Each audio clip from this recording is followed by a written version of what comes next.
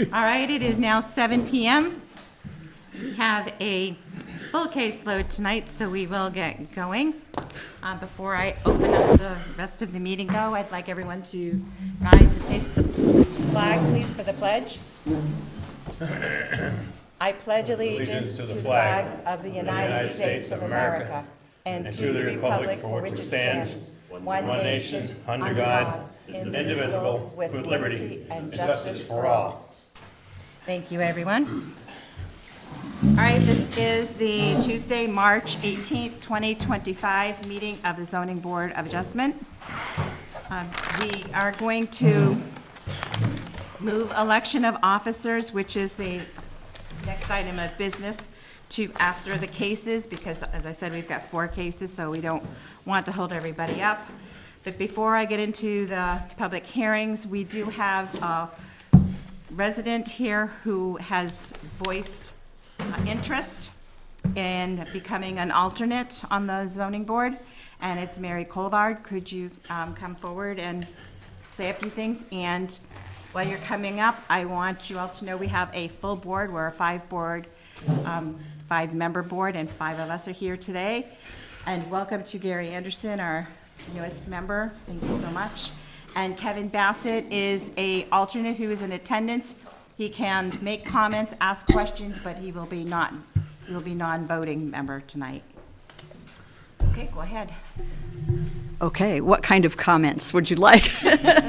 My husband and I moved here about 11 years ago, and we've really embraced the community of Nottingham. And we're at a point where we feel it's time to give back to the community. So both my husband and I are involved in the Nottingham Community Newsletter, which happily passed, so that can be resurrected. I'm on the Conservation Commission and the subcommittee of the Planning Board looking at the master plan, and also volunteer at the Historical Society. Back where we lived in New York prior to moving here, I served on the zoning board there for a period of time, but we moved just as my term was ending. So yeah, I would really enjoy being a part of this group. I think its function is critically important to maintaining the integrity of our community as it exists. Great. Any questions for Mary? We would welcome another alternate. Great. Does anybody like to need to have her as an alternate? I'll move. Second. First official act.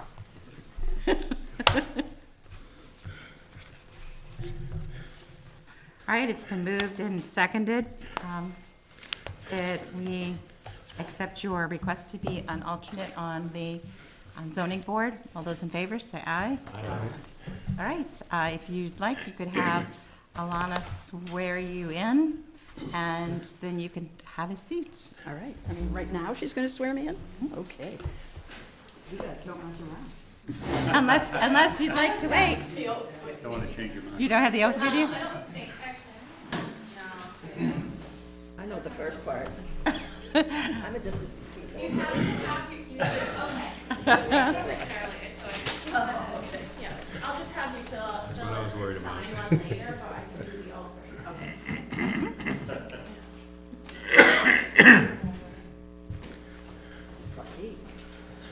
now. Will, That's right. Madam Chair, will she be able to participate tonight? Pardon me? Will she be able to participate tonight? She'll be able to Repeat participate after if me. she's interested, but she can't, like I, you, there's Mary no voting. Colvard, I, Mary Yeah. Colvard, do solemnly swear do solemnly swear that I will faithfully and impartially I will faithfully and impartially discharge and perform discharge and perform all the duties incumbent on me all the duties incumbent on me as an alternate on the zoning board, as an alternate on the zoning board, according to the best of my abilities, according to the best of my abilities, agreeable to the rules agreeable to the rules and regulations and regulations of the Constitution, of the Constitution, laws and rules laws and rules of the state of New Hampshire, of the state of New Hampshire. so help me God. So help me God. Thank you so much.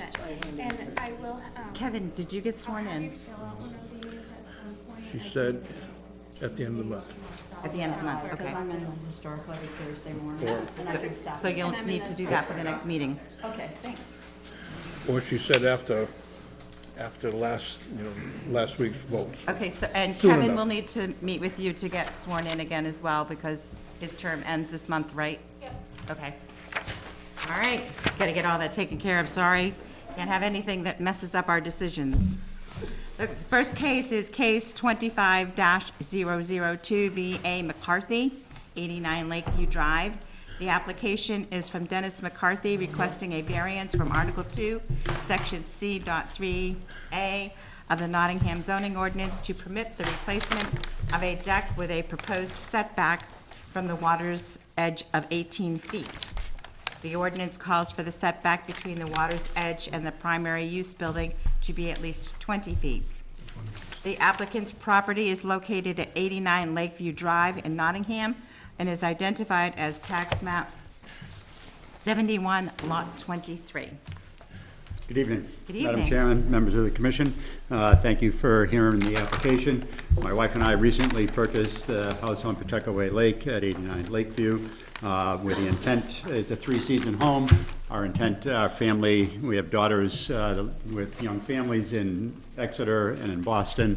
This will be a family gathering point. It's not a rental.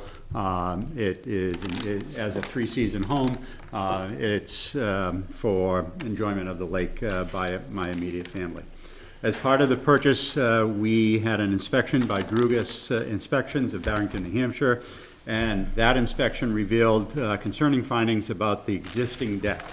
And I will read briefly from the report. Repairs to damaged and deteriorated sections. The following problems noted to railing: ladder-type rail, bench seats at railing, prone to climbing and falling through by children. Suggest replacing ladder rail with properly spaced spindles. Bench seats should be removed or add a rail above the bench height. The bench railing has questionable attachment to the deck. All aspects of this deck would suggest that replacement, as every area would require correction anyway. Further, he noted that this deck structure was not built to known standards. There is limited support for this type of structure, and this can be post-supported on rim joists or other misuse of hardware. So clearly, for the safety of my family, we want to replace the deck. Our first intent was to avoid a variance by building on the side of the home, placing the deck on the northwest side of the house, where there is some limited space, but unfortunately there is a septic leaching field there, and the only opportunity for the deck is where he built it in 1960, the previous owner in 1969, off the back of the house. The footings will be within the setback, but the overhang of the deck will encroach beyond the 20-foot setback by 2 feet. So the overhanging structure will be within, beyond that setback requirement. I did receive from the state of Connecticut a shorelands permit. There will be no trees involved or other vegetation that will be. The state of New Hampshire. Yes, stated, what did I say? Connecticut. Oh, sorry. I was like, Yeah, what do they yeah, have to do with Yeah, sorry about They that. have jurisdiction. State of New Hampshire. But I did get a shorelands permit.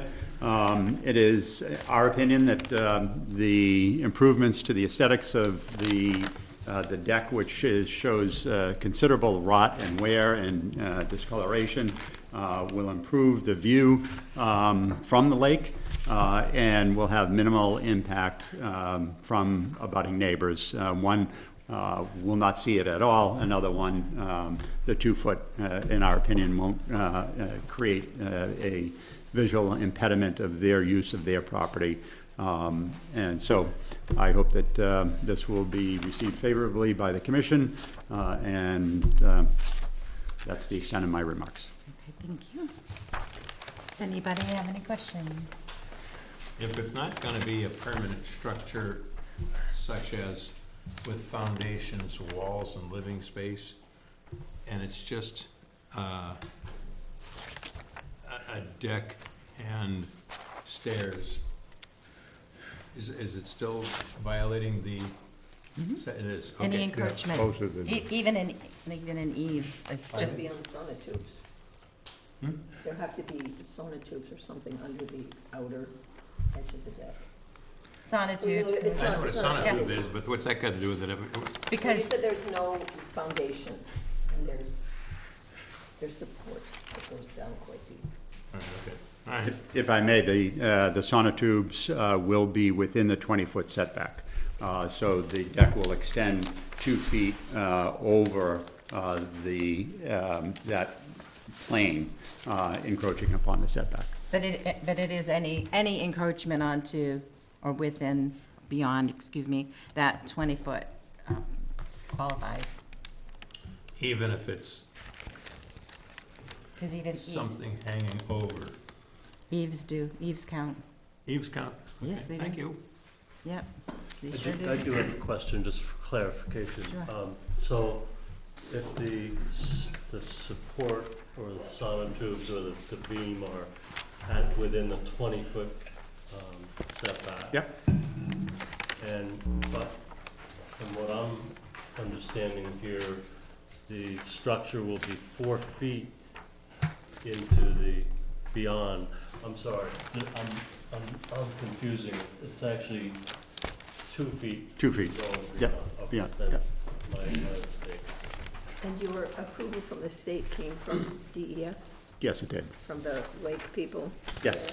Yep. Their concern was any impact to trees or vegetation and proximity to the lake.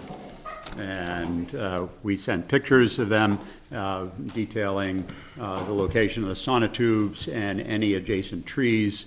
No damage to the roots are expected.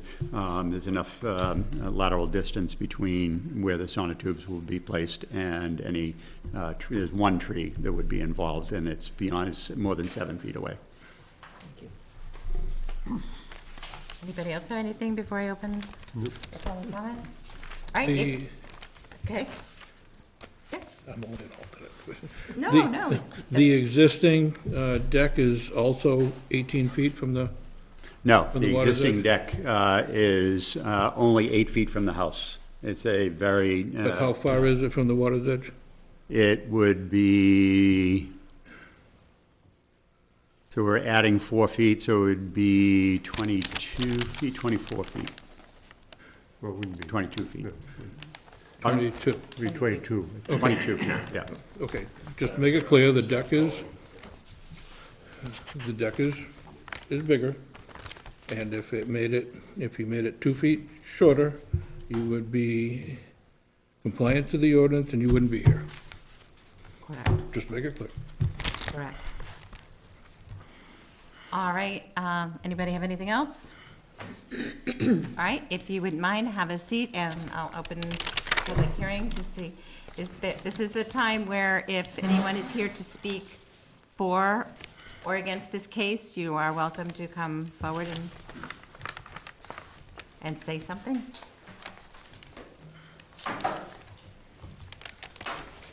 It's 7:13.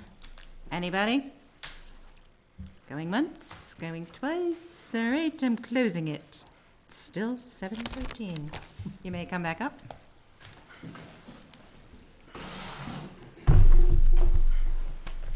That was quick. Usually there's somebody who has something to say. All right, anybody have anything else? If not, I'll entertain a motion. I move that we accept the application as written, as requested, since the state has reviewed his site and it seems okay with them. They're pretty protective of our wetlands and our shorelines.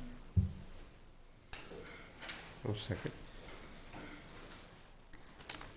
All right, it has been moved and seconded that we accept application as written, with a note that the DES, the state, has reviewed the packet and they did not have any issue with this. Is there any further discussion? Seeing none, we shall proceed to vote. All those in favor, please signify by saying aye. Aye. 401. Thank you very much. We look Welcome. forward to being part of the community. Appreciate it. You're welcome. Thank you.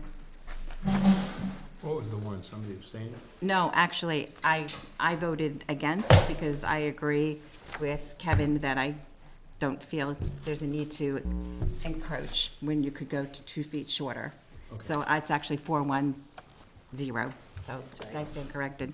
So that's still 401 or is it 410?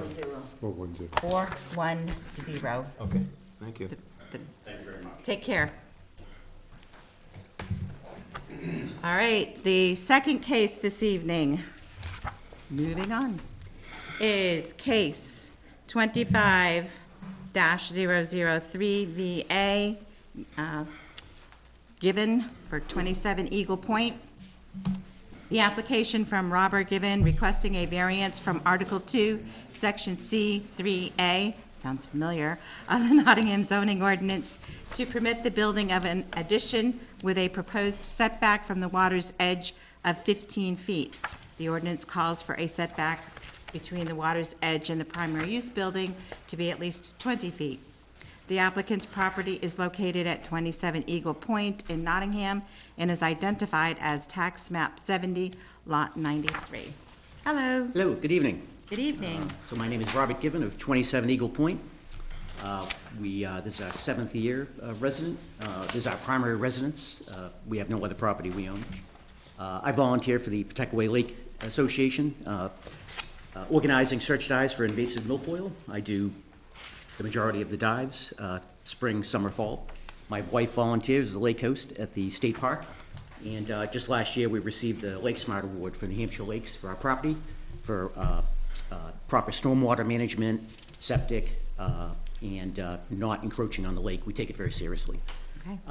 So the reason for the addition is we don't have a low first floor bedroom, and in order to access the bedroom upstairs is a circular staircase, which we found during COVID. It can be very difficult if you're not well, and we're concerned about aging in place. So we'd like to have a first floor bedroom for long term. As you can see on the plans, there is already an existing structure there. There is a entrance deck. There is a inexpensive, I want to say inexpensive, it's one of those kit type sunrooms. So very limited insulation. There is heat and AC in there, all electric. So we can use it during the winter, but it's loud and not really a very usable space long term. On the closer to the water is an existing deck. So we are pretty much staying within that footprint. We're taking out the stairs. We don't need the stairs going towards the lake anymore. We want to enclose that whole space so we can have a bedroom, a living room where the current sunroom is, that maintain that space, and then go towards the drive away from the lake to have a mudroom and a covered entranceway. Again, we're thinking as we age, we want to make sure we're safe. We are going 3 feet towards our abutter. If you look at the photos over to the right, in order to give us enough space. So this is a minimal footprint increase, though we are changing some of the permeable space, the rear deck, to impermeable. However, and as the New Hampshire Lake Board took a look at it and was, we have very good stormwater management all over the property. We have existing gravel that's there. This addition, we are not going to disturb any vegetation. We're not going to cut down any trees. It's already gravel. It's already an existing structure. This will be done on sonotubes, and those will be those will be within that 20-foot area, or should be within the 20-foot or close to it. Actually, I can't say that for sure. We'll see when the builder comes. Let's see. This addition is consistent with the surrounding properties as far as surrounding property values, and to the contrary, we believe the property value should increase with this addition. All of our abutters have no issues. I've spoke to each and every one of them. One is here this evening, and they're glad that we're staying, and they're looking forward to the addition. Yeah, I would like to see it, thank you. As we are not obstructing any views, there's no use changes, there's really no impact to the area.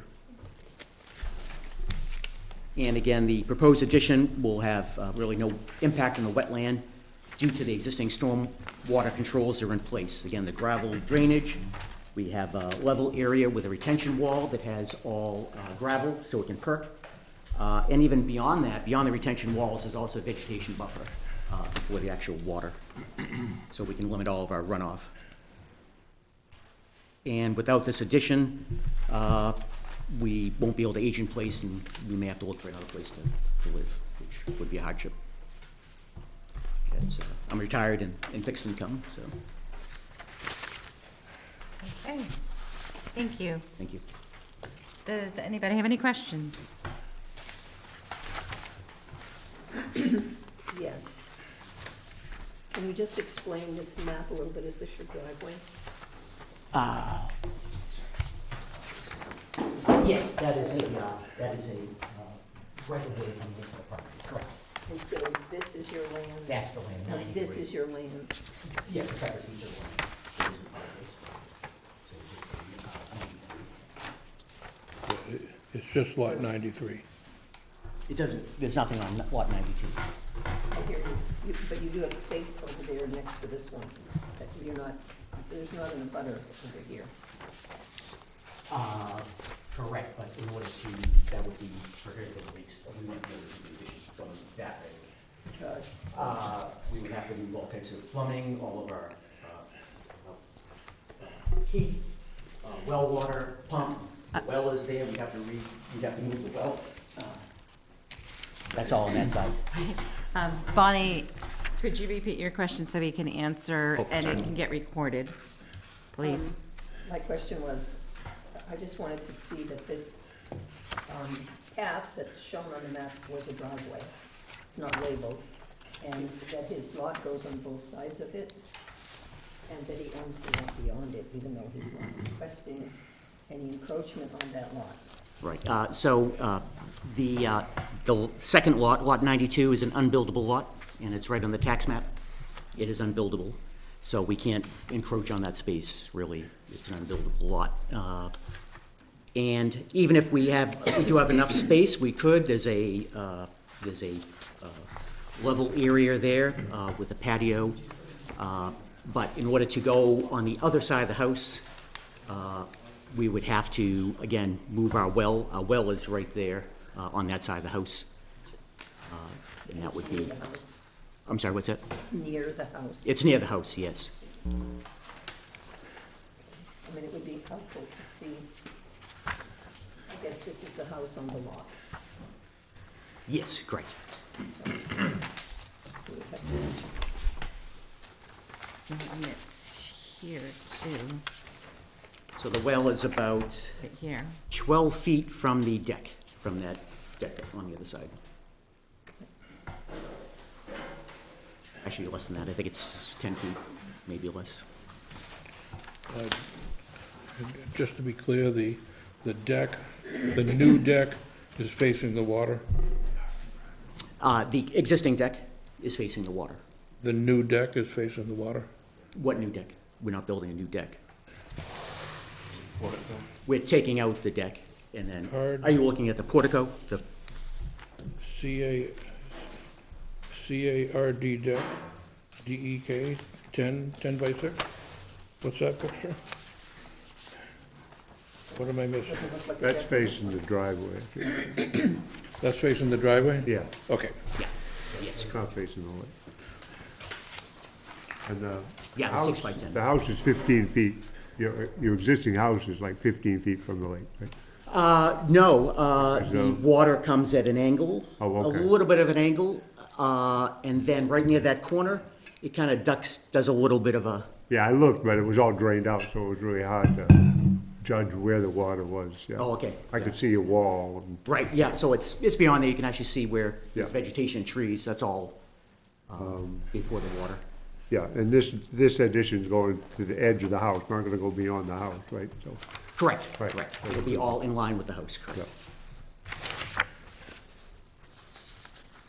And you So gotta- current- so you have to get currently- you have to get the shoreline protection, right? Correct, Right, yep, okay. that is correct. So what you're saying, Terry, is that it's already less than the 15 feet? It's already 15 feet. Well, the or deck thereabouts. is, the deck is, The deck makes the it. deck The is deck less, is, the the deck deck is, is, Understood. the deck is Okay. less deck than is 20 already feet. there, but it's not a building. Yeah, the old deck, which is going away. Right. Okay. Yeah, that's clear. Anybody else? So currently, you don't have a shoreline, you haven't applied for the shoreline? No, I was going to do it, and I was, the building inspector said, might as well wait. So, actually, if this is approved, I'm driving to Concord and dropping it off. I have it all set with my $400 check for their permit.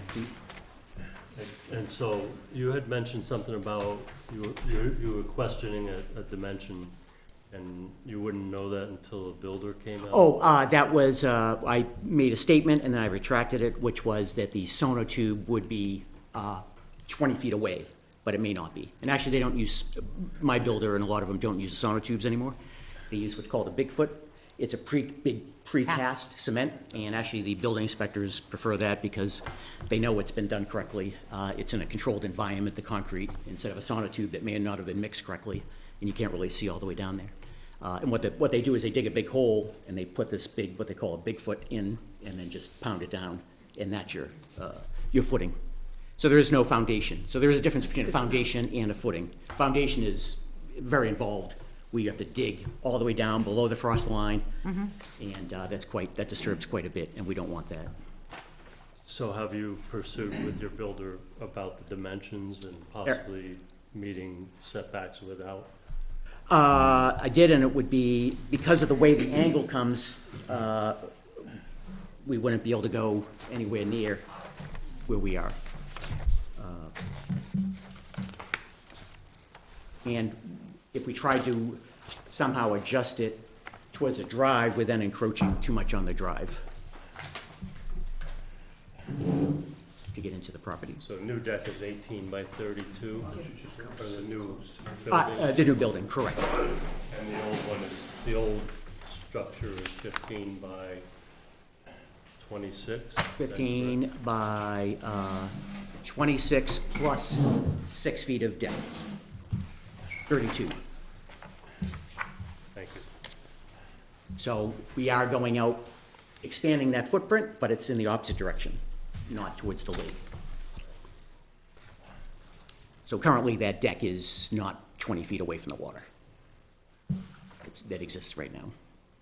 And that's what we want to use that same, line it all up so it's lines up with front of the building that's on the water side.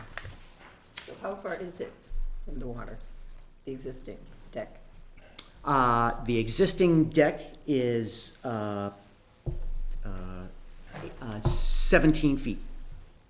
Thank you.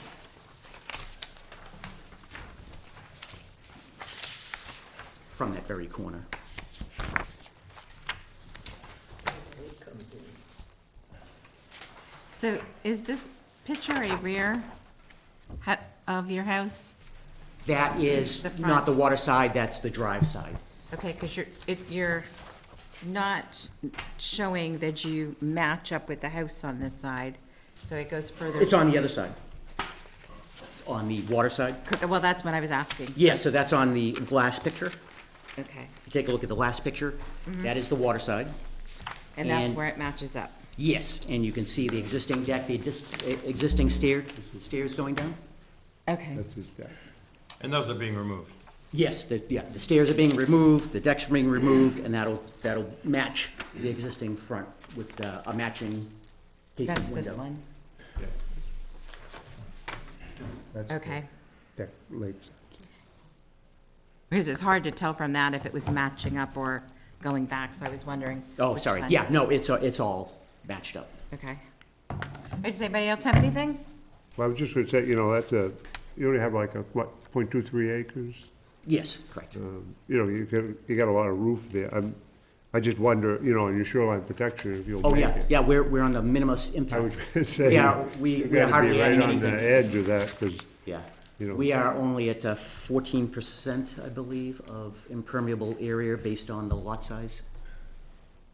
I think it goes from 14 to 19, which is still well below, so that's why the shoreline permit, it's gonna be a 5 workday turnaround. It's there, they've got 4 different levels depending on how impactful you are, and we're the least impactful because we're not adding a whole bunch of impermeable area. Okay. But yeah. And the other, there's 2 criteria. The other is how much square feet are you? He did go through them. Are you, and we're under 1,500 square Actually feet. read off his page. So we are at the least impactful. How the hardship thing. So, He talked about not being. so I able don't, to I don't see any age in issues getting place. the state permit at all. Property though. You're welcome to speak to that, I wanna do it now. if you'd like to, yeah. So, Mr. Gibbon, about the 5 criteria, Yes, the last one is honestly usually the most difficult for property owners to show. And I'm seeing that I don't really see that you have satisfied that question, not the reasonable use one. the B? Oh, The B one, yeah. B, Because the hardship.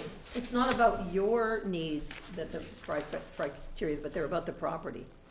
So how is this property, how is this a hardship to the property? I mean, can you tell us that there's no other place to do what you're doing? Basically, there's You're also enlarging what is existing, by how many feet, I'm not even sure, 100 and, 130 or 60? yeah, Yeah, I remember seeing it. yeah, so it's not a, yeah, 168 square feet footprint increase over the existing footprint. So it's a minimal increase. So, The words do not describe that statement, is where I think you're coming from, correct? well, this does not describe That's right, the words here do not describe. exactly. So which one are you on, B? For the Yes, last- I'm on B, B. and the proposed use is a reasonable one. Again, it's the needs of the property, not the needs of the owners. So, So this is a funny set of rules, but you're supposed to show the board how not doing this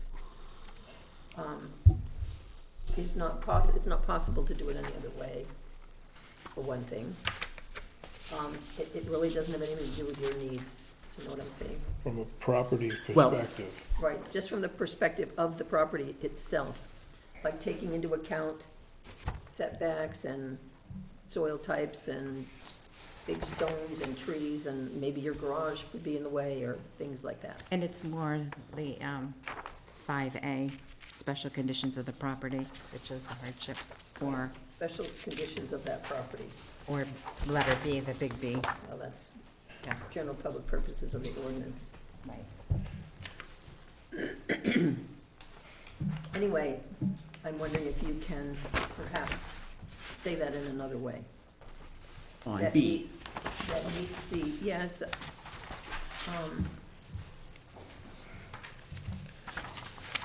And by the wetland, do you mean the shoreline? Under A, no fair and substantial relationship exists between the general public purpose of the ordinance provision and the specific application of the property, of that provision to the property.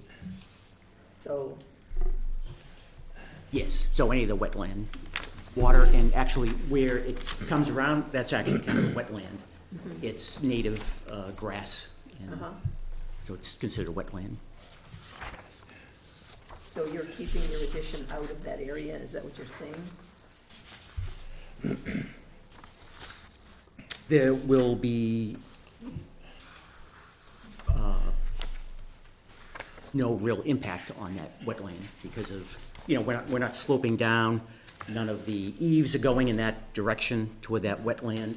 None of the We have all types of storm water management controls in place. Already? Yes, yeah, and kind of shown on that last paragraph, showing quite a distance of all level land, which is unusual. Usually there's a slope coming from the building down towards the water, so anything coming off the roofs ends up, you have to work at it to try to keep it from going in the lake. Where this is all quite a good distance of all level area, all with gravel, soil underneath for perking, retaining wall, and then there's another over 3 feet of vegetation buffer. with some native plants and in bushes, big bushes, actually. Can't quite see them this time of year, but So your proposed building would be more or less where this black area is, where it looks like gravel stops, like where the stairs come down to, because you're taking those away? the stairs are gone, and the deck that you see there, that will be a wall. That will attach, be in line with the existing main house wall. So we're not encroaching any further Than you did? than we did. And that's It's the water side? correct. Correct. Going the other way, trying to pick up on where you're headed, because I have the same thoughts. The existing is 15 feet, and they're going 18 feet. That's going So up he's that way. going further away from the That's water? right. So that's where Further you're, toward. that's where you're picking up on part B. That's It where is the 18 property. feet and he's going Right. 15. If he went only 15 instead of 18, it would be a much easier, I'll say, decision of, and I'm just speaking for you for a little bit, but It's 15, he's going 18. Correct. You said it the other way, I think. Well, even at 15, we'll still be under the 20 feet. Even the existing, this deck, this Oh. corner of this deck. for sure. But she's picking up on part B, which is the property. The property is extending 3 feet from 15 to 18. So, Into the setback. 15 additional feet into the setback. 3 additional. no, 3 additional feet, right. just to the side, which is affecting part B, was what you picked up on, which I picked up on too when I read this last week. Right, are you all set, Bonnie? Yes, thank you. All right, does anybody else have anything? No. All right, if you'd step back.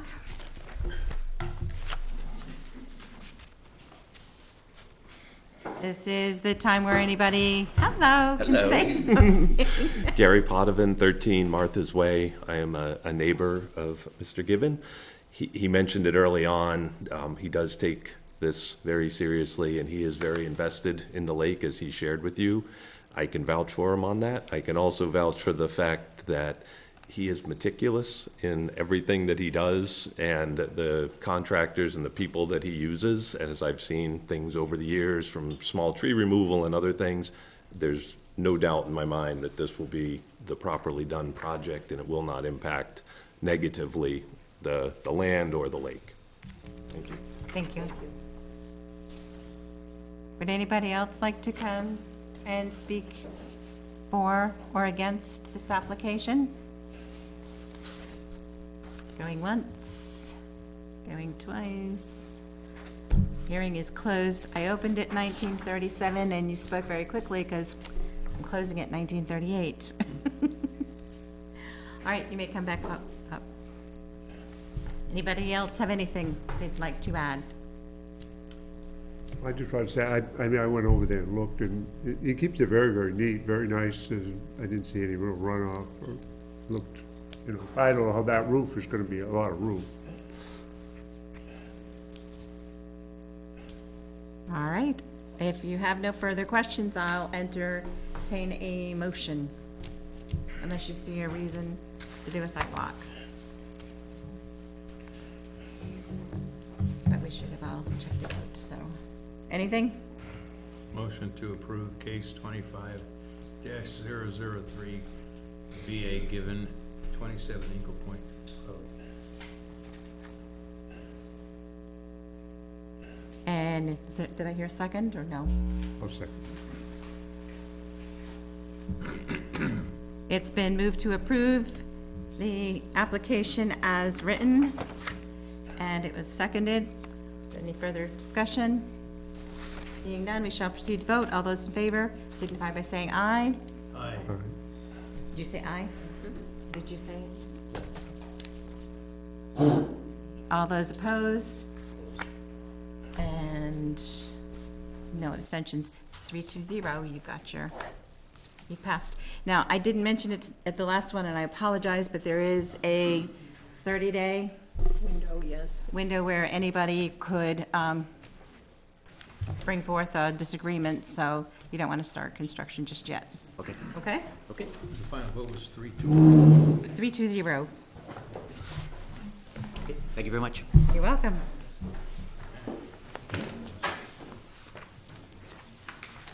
All right, our next case is 25-004 SE, which is a special exception for Nottingham Park. It's 145 Old Turnpike Road. This is the application from Nottingham Park LLC requesting a special exception to Article 2, Section E.1I of the Nottingham zoning ordinance to permit manufacturing use in the commercial industrial district.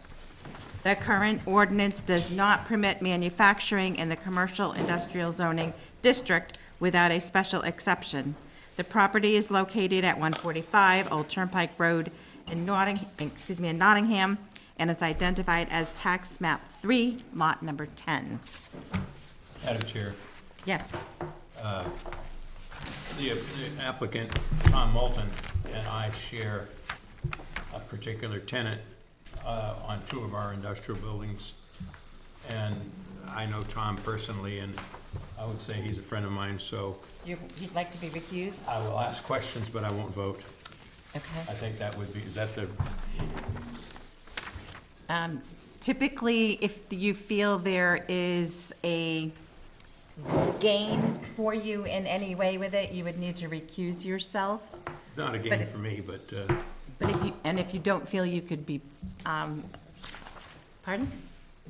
Impartial, exactly what I was gonna say. If you don't feel like you can be impartial, I'd also like you to recuse yourself, which would mean stepping away from the table so that there's no way anybody can say anything about it. You're welcome to ask questions from the audience, but it'll, and I would have to see an alternate for you.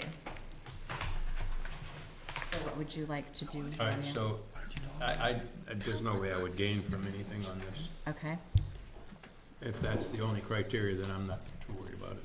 okay. And you feel you can be impartial? Yes. Okay. All right. Thank you, Madam Chairman, members of the board. My name is Tim Phoenix. I'm an attorney at Hopeful Phoenix, Gormley and Roberts in Portsmouth.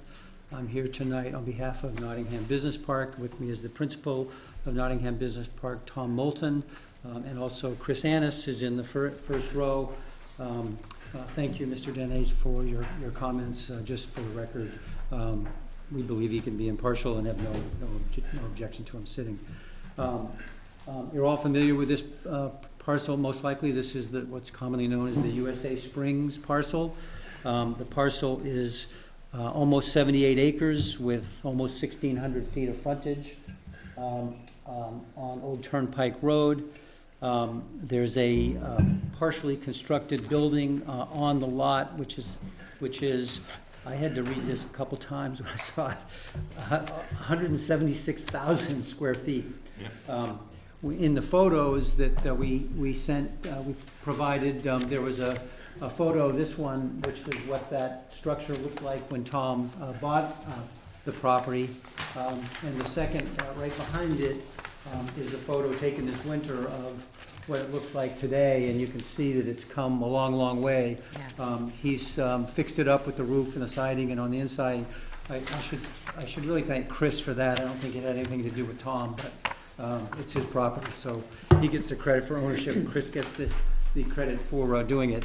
Tom and his team have been before the town on several occasions. We do have a planning board matter pending. We've been informally before the planning board in the past, and we've also been met with town representatives. As you probably know, this property has what I called lain fallow for the better part of 2 decades with this very large lot. As I said, almost 78 acres in this partially constructed building that is in the commercial industrial zone. And as the chair mentioned, this is a special exception request, which means that if we meet the requirements, it's permitted. It's not like a variance, which is a little, as we saw, is a little tougher, higher hurdle to jump for this. I have up on the easel here are the plans that were attached in 11 by 17. This is the first page of that, and this shows the 4 quadrants that New Hampshire Land Consultants did for, it is so large, you needed match lines to get all the pages to work together. So we have here the building that's towards the front of the site, but meets all of the setbacks and what have you. And if you've been out there, you can see the driveway, but it's tough to see the building other than up the driveway because there's a fairly heavy treed, wooded area in front. This yellow highlighted line I put on there just to make it more visible from your seats, which is the residential line. All of this is residential zone. All of this is commercial and industrial zone. All of the current and proposed improvements are going to be in the commercial industrial zone.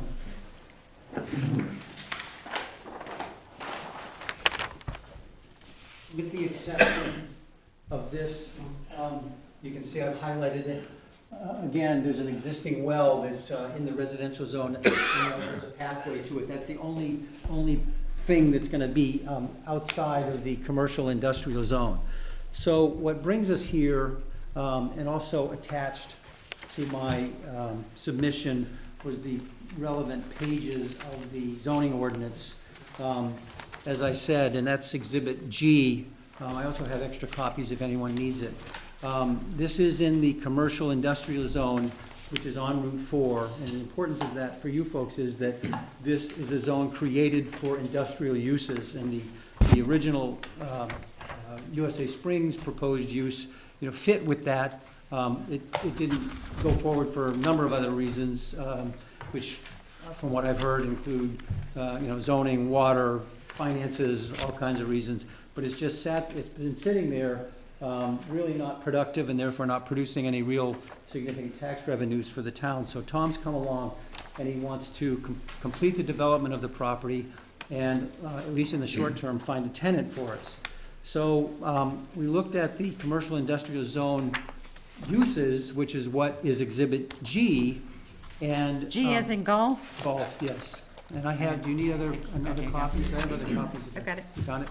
Yeah, there's just a lot to go through to find it. So this identifies. It's a couple of pages. Oh, I'll give your new member a copy. Sure. Thank you so much. You're welcome. Did you find G? I can't find it. Here. G as in golf. It should be near the very end. What file? Right after the maps and all of that.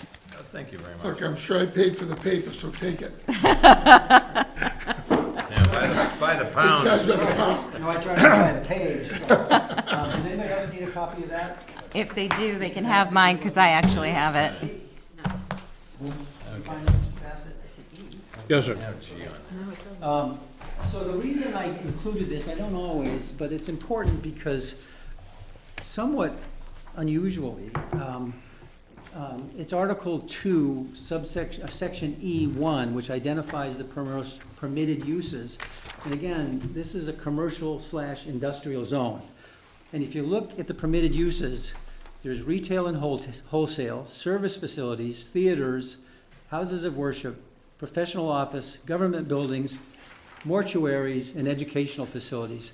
So what's, in my opinion, glaringly missing is any industrial uses. The typical industrial uses like manufacturing are not a specifically permitted use in the commercial industrial zone. As a result of that, we couldn't proceed with Tom's completion of the property and leasing it or using it himself for commercial uses, for industrial uses without the special exception. So the subsection I of the same provision allows an industrial use by special exception if you comply with the 3 requirements, which are whether the goals set forth in RSA 674-17 will be infringed, whether the terrain or configuration of the lot make it more appropriate than not for a special exception, and whether the granting of the special exception would adversely impact neighboring parcels or the rural character of the town. And the trick for this was Tom doesn't know what tenant he's going to find and what they're going to do. So we had to make a decision because until you know what you can do, it's hard to find a tenant. And until you get a tenant, it's hard to determine whether they, how they're gonna meet these requirements. So Tom hired Vanass and Associates, who's done a very detailed and thick traffic proposal, because we felt that the primary issue that the planning board will have, and therefore upon the town, is gonna be what kind of traffic is gonna come in here, employees, tractor trailers, those kinds of things. So Tom hired Vanass and Associates, who's given you this report. It's also going to the planning board. And as it says, they're looking at the potential impacts on the transportation infrastructure associated with the fit-out and occupancy of the partially completed industrial building. Under paragraph 1 of that, and that's Exhibit B1, he said,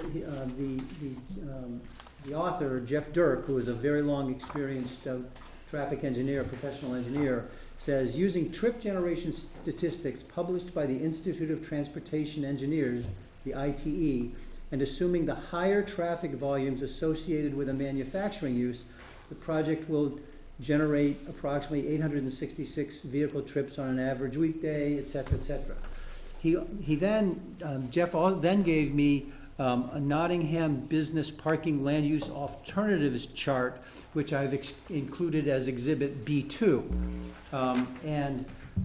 What he has compared is the trip generation for manufacturing, which he identifies as a, if you will, more intensive use. And that use is compared to, he's done general light industrial, general warehouse, high cube warehouse, high cube fulfillment center, and parcel hub warehouse. The two primary probable uses are going to be light industrial warehousing, or the three, warehousing or manufacturing. There's also another one that's a possibility, and USA Springs comes to mind because there are a number of loading docks there. They were going to pump the water here, bottle the water here, and then distribute the water from here. So distribution is another issue. So we wondered, well, how do we deal with that? And so what we came up with is that the likely user is going to be a manufacturing entity. So we're asking you to grant a special exception for that use. And once we get a tenant and figure out the use, we will go to the town, the building inspection and planning departments to submit that, to make sure that they conclude that the use, and this will be looked at by the planning board, is at or better than what's for manufacturing. And if it's not, then we would have to either come back to you and say, we have something more intensive than you've approved, so we've got to ask for new relief, or it'll be equal to or less intensive than the manufacturing. So that's what Vanass has done, and that's what we're here asking for. So in my memorandum, which is Exhibit 5, what I say on page 2 is that because the eventual use is, the exact use is unknown, the request is based upon manufacturing being the use of, by comparison, the more intensive traffic and trip generation effect. So I think the safety valve here, since we don't know who the tenant's gonna be and exactly what they're gonna do, is that we won't just proceed willy-nilly. We'll have to go back to the town and say, here's who we've got for a tenant, here's what they do they meet this requirement or not? And that would determine whether or not we can do it then by right, by getting the special exception, or having to come back to you. So my submission, my narrative then goes through the special exception requirements, and the first one. It's yeah. Exhibit 5. You're speaking really fast and with all these pages. I just want to make sure people are able to follow where you're at. Exhibit 5 is my narrative.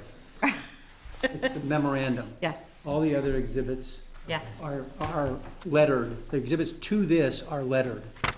Right, I just want to A make sure through G. everybody has his memorandum, Exhibit 5. You got it all? With me? Okay. Sorry to speak so fast. That's okay. I'm going just pretty like, slow, I actually. was like, oh, no. I know we're not in a, I don't have anywhere to be either. I'm just, He's in the clock, I'm glad he's going slow, I mean fast. So anyway, I am now on page 2 of 6 of my memorandum. Okay. Under the special exception requirements. And this starts with the analysis based upon subsection J1 of your ordinance, which was Exhibit G, which says ask the board to look at RSA 674:17, Roman numeral 1. And that's what these things do. That's what these do. So I've identified 674-17, Roman 1 says, every zoning ordinance shall be adopted in accordance with the requirements of 674-18 and shall be designed, and then there's a laundry list of A through, there's a lot of them, A through J under number 1, so I'll just go through them. 1A is to lessen congestion in the streets. And as I state, site was approved 2 decades ago for USA Springs to do bottling and distribution, a relatively intensive use. The building and the related improvements are located in the CI zone except for that one well, and the use is there permitted by special exception.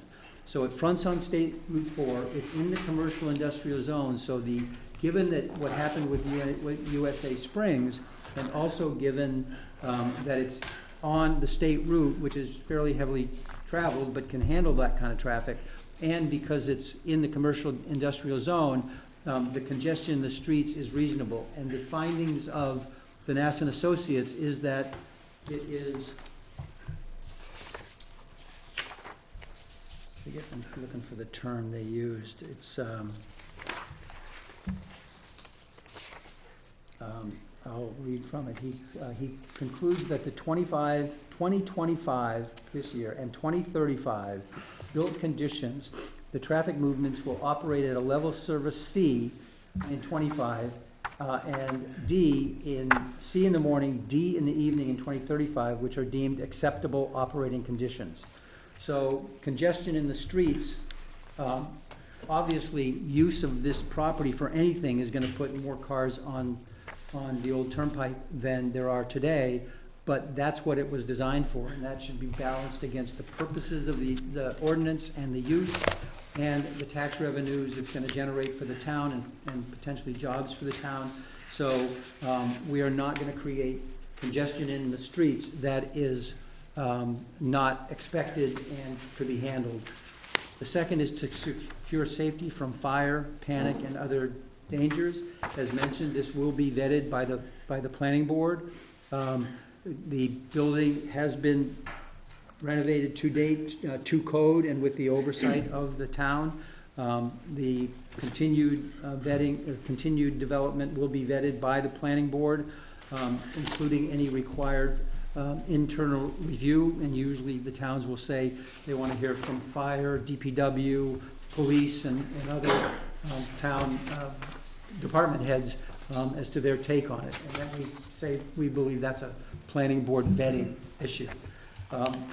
C, to promote health and the general welfare, to change this long fallow property with a building that was rusting, to bring it up to current code and to finish the building and get it productive, therefore providing jobs and providing tax revenues for the towns, we think promotes health and the general welfare certainly better than the building that's just there collecting rainwater up until Tom bought it. D, to provide adequate light and air. As mentioned at the outset, this is almost a 78-acre parcel. The existing building is towards the front, but it meets all of the zoning requirements, to the best of our knowledge, for dimensional requirements, as it did when it was approved for USA Spring. It's relatively close to, while meeting the setbacks, to Route 4, and as I mentioned at the outset, it's behind a relatively significant treed and vegetated buffer. So the size of the lot, the fact that all of this work is in the commercial industrial zone, so the residential area is going to be, but for a well at this point, open. And there, as I say later, they're about 1,200 feet from the nearest residence. Certainly adequate light and air will be provided. E is to prevent overcrowding of land. It's essentially the same issue. We've got a commercial industrial building, large, but on a much larger piece of land, previously approved as to the size and location of the building at least 20 years ago. It's not overcrowding to have this building on roughly half of that 78 acres, so 35 to 40 acres. To avoid undue concentration of population, this is not residential, so this is not going to concentrate population. We do believe that we'll add jobs. Whether or not those people live in Nottingham or not, it remains to be seen. But the nature of the commercial industrial use for which this zone was made is not going to unduly concentrate population. And it, as mentioned, it's going to significantly assist with the tax burden in the town.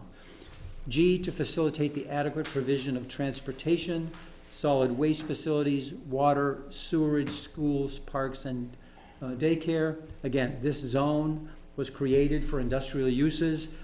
It's a safety valve to have this particular intensity of industrial use reviewed by this board, as opposed to just a catch-all permitted use. If it said industrial uses are permitted, that can range so much that it makes us, I'm a little surprised that there's no reference to industrial uses, but I understand why industrial uses, due to their nature, would want to be reviewed by this board for a special exception.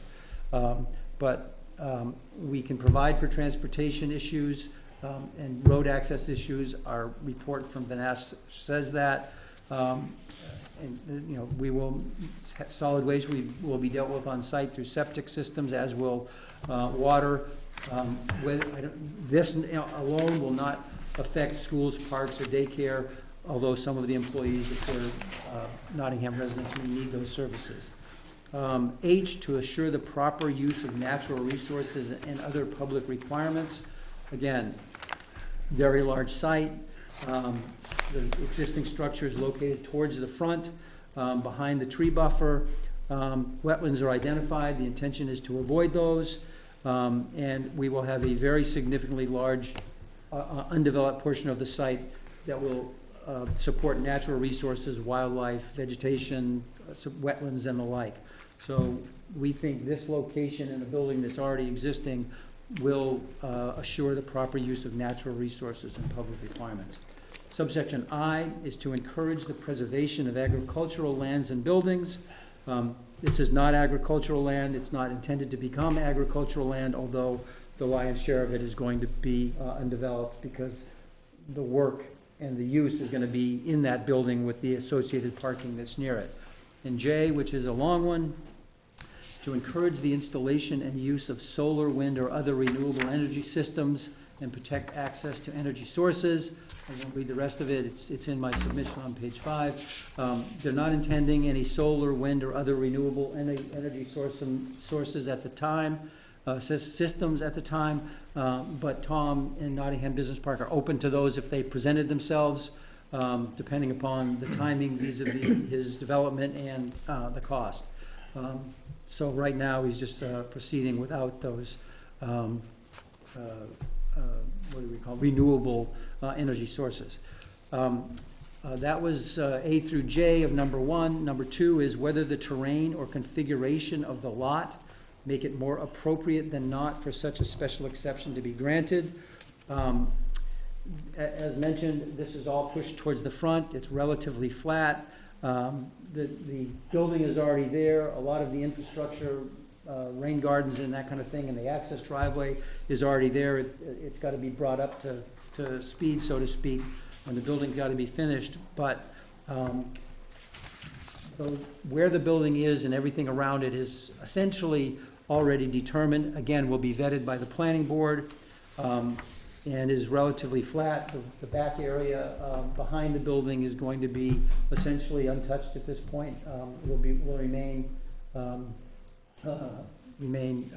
in its existing condition, and is quite a long ways from any nearby residences. Subsection 3 of the statutory requirement is whether the granting of the special exception would adversely impact neighboring parcels or the rural character of the town.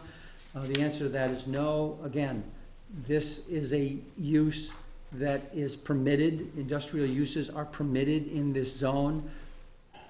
What I would say is probably a more intensive industrial use it never happened, but it was permitted, I think, by virtue of the building going there. It ran into some other problems which caused it to not go forward.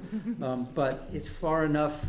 We're not pumping, millions of gallons of water out of there, only what's needed for the building. It's not going to be a bottling plant. I want to assure you of all that. we believe that the special exception in a zone where it's permitted, and where, from the discussions we've had with the town fathers, so to speak, they seem to be excited about having this property become productive again and raise tax revenues. And the distance from residential properties is great, so we're not gonna negatively adversely impact surrounding parcels or the town's rural character. There are, at least when I went on to Google Maps, there are other industrial uses that are identified. I meant to check and see, are they still there? But they are on there, so there are a few nearby. The ones I saw on Google were Shea Concrete, Automeister, there's a welding shop, a welding and fabrication shop. As I said, the nearest residential uses are 1,200 feet away, separated by undeveloped and wooded area.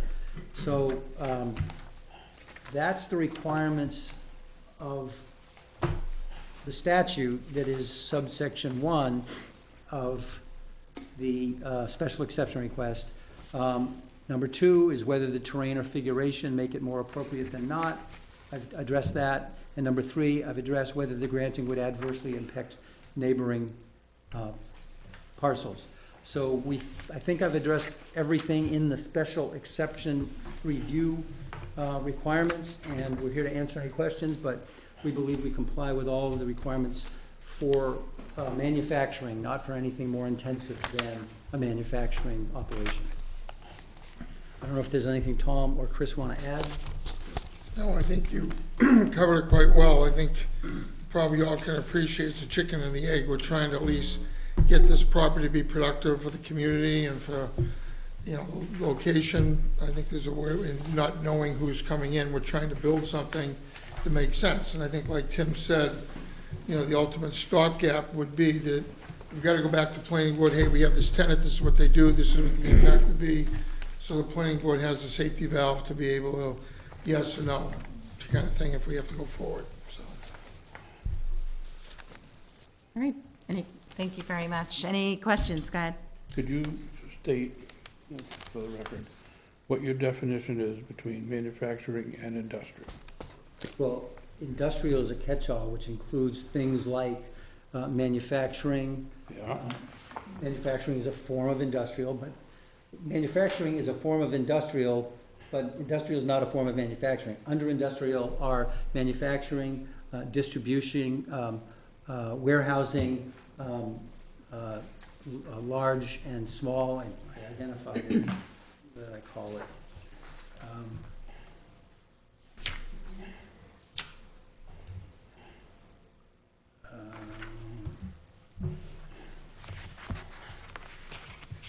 Distribution. Yeah, distribution, I think, is, but, hold on, I'm looking for that. Now, Madam Chair, I can't find my own exhibit. B2, light industrial. There's light industrial, there's heavy industrial, and the chart that Vinas gave us, our expert, compares manufacturing, which is basically making parts and putting parts together. That's compared to light industrial warehousing, which is essentially storage. High cube warehouse, not positive what that means, but I assume it means multi-level with mezzanines and what have you. Oh, not necessarily, just a very, very high ceiling where they can Big put racking up and to run the forklifts. racking higher. Thank you, sir. And then there's high cube fulfillment center, warehouse non-sorting, and then there's parcel hub warehouse. We're going right now with manufacturing, only because it could be one of these other lower intensity issues, but we want to go as high as this so we don't have to keep coming back every time we find a tenant. Because if we've reached out to some tenants that may be interested, but they want to know if they can come in or not. Until we jump this hoop, we can't identify the types of tenants that we can target to come in. If I may, continue and have the floor. What's the mechanism of when you find a tenant to come back to the planning board? How is that procedure initiated and and gone through. Yeah, fair question. The intention would be, and correct me if you Yeah, think I'm wrong, is alright. that, and we're willing to have this as a stipulation, that once a tenant's identified, we would submit the name of the tenant and their intended use of the property to the planning department, building inspection department, et cetera, to review it and make an administrative determination of whether that proposed use meets the manufacturing limit that we've stated. If it does, then we would proceed to get the necessary town permits for the tenancy. And if it doesn't, then they would direct us to come back here because they believe it's more intensive than what this Okay. board has approved. Thank you for that answer. Sure. Number of curb cuts, for the pictorial, is there only one way in and one way out, or is there an opportunity there will- for another curb cut for the back of the building or what have you? There is a curb cut, that's the main, that would be the main entrance, it's Mhm. shown there to the right, as it goes up Yeah. to the driveway. There will be to the left, which would be the west side of the building, there is an access easement that goes out to another curb cut. That could be used if it's needed, so Understood. there would be an in and out. Okay, Because, I mean, the ultimate big picture, which, I gotta get through this first, I can't, I was taught, you eat the steak one bite at a time, don't take the whole horse, and try to eat it all at once. Yeah, The understood. idea is to take the other part of the land and potentially make a business park there, so we will have a way for all emergency vehicles to get in, it's kinda like a visual, but to your answer, that there is another way out, that you Sure. can get it. sure. And then, you Connectivity. know, yep, and then, Connectivity, you know, I thank mean, if you had to bring a tractor trailer trucks in for particular businesses, you got some land to turn around, you have another access specific for them, rather than, I'll say, local traffic, and Right. so that's an advantage. The That well, was your question on the, just if I can help maybe a little, when you talked about the tractor trailers, there's 26 loading docks that are on, when you go in the driveway, and there's plenty of room. USA Springs got it approved, and we're kind of following the same thing. There's plenty of places, plenty of room to have the tractor trailers come in back up to the loading docks, and there's also enough area for them to store trailers if needed. And that's what their use is gonna be. So there's more than enough room for trucks to maneuver and do their job. yep, I noticed. And that, if I may just follow up, and that would also mean because trucks can do it, then so can fire trucks, and other emergency vehicles. They can maneuver. The I wanna well remind on the board- residential, And I want to remind board members to keep all of your questions and comments geared towards the special exception request. Because Understood. they're right. I mean, I've seen them several times at the planning board level. Planning board is taking care of a large portion of whatever, some concerns that you may be coming up with, so okay. keep it all geared to this. The well that you pointed out on the residential, I assume that's not part of this conversation, that was just for information purposes? Well, that will be vetted by the planning board, but right now, we're just talking about the use. It's my opinion, not that you can't ask questions or whatever you like, but it's my opinion that the fine points of what we're intending to do before the planning board are not before you. This is just, can we do manufacturing use? Understood, okay. We Just- believe, because it was approved already, that well can stay where it is in the residential zone since it's just a well, and there's a little pathway to get to it if you need to. So, Madam Chair, I'm just suggesting that the board consider the stipulation that the applicant put forth. Okay, thank you. Anybody else? Bonnie? Yes, Mr. Phoenix. A special exception runs with the land Yeah, just like a variance. forever? Yeah, I mean, in 2014, the legislature put an end to them if they weren't implemented within 2 years, but I think they've rescinded that. Is that right? well, that's, good question. I know that variances expire within 2 years if they're not exercised. Correct. Different towns have different definitions of what it is to exercise. Some it's issuance of a building permit, some of it's, pouring a foundation, some is, Some work. a structure, it depends on the town. A special exception is a use variance.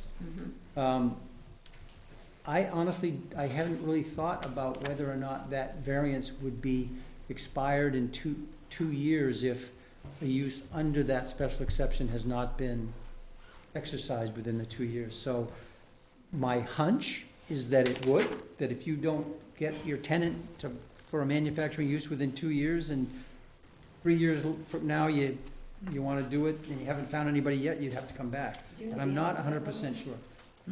You don't know the answer to that? If a special exception runs with the land forever, or is there a limit on it?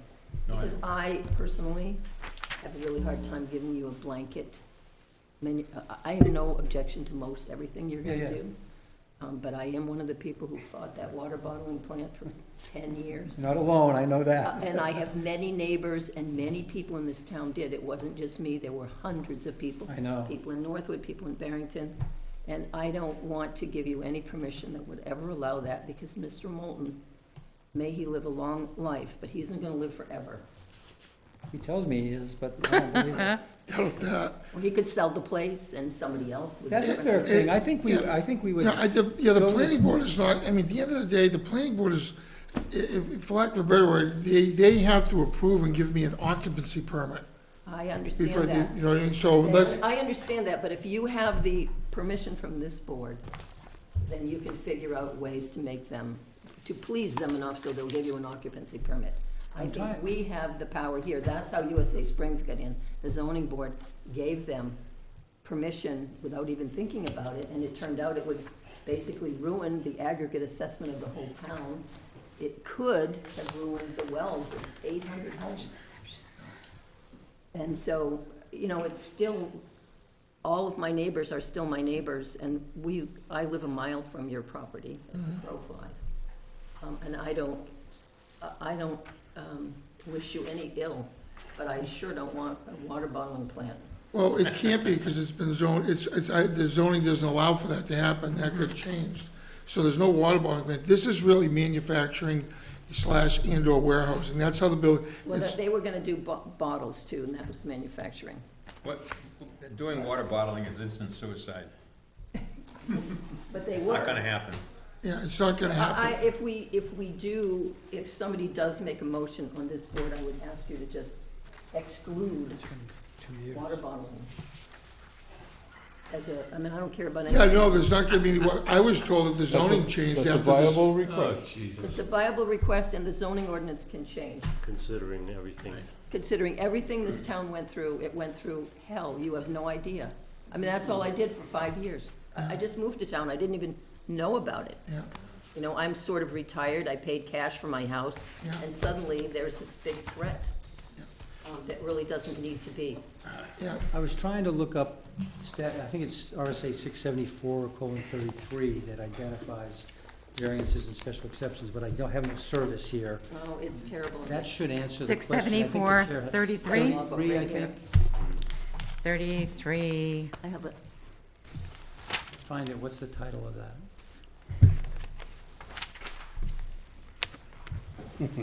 We're all gonna that's look. powers of the zoning board of adjustment. Here it should We're all talk gonna look it about up. variances and special exceptions. Well, it does talk about the variances. but I mean, if they're only good for 2 years, do you want one? Yeah, we intend to find a tenant before 2 Yeah, and I years. may need more than 3 years to do that, you know, I mean, I don't know, I just wanna get a manufacturer, warehousing, a good, you know, a good quality I want you tenant. to. No, I do too, believe me, I got a lot of money on the line to make this, you know, make this work. You know what I mean, that thing, you look at the before and after pictures, it's beautiful. I mean, I'm putting all the juice in there to make it attractive, to get a good quality tenant in there. And that's really all we're looking for. It's not gonna be an office, it's not gonna be a church, it's not, I mean, the building, it's got 40-foot column No spacing. pubs, huh? What's that? No pubs either? I don't know, we could do a big one. I actually told my friend we should hold concerts there. Yeah, that'll go over big.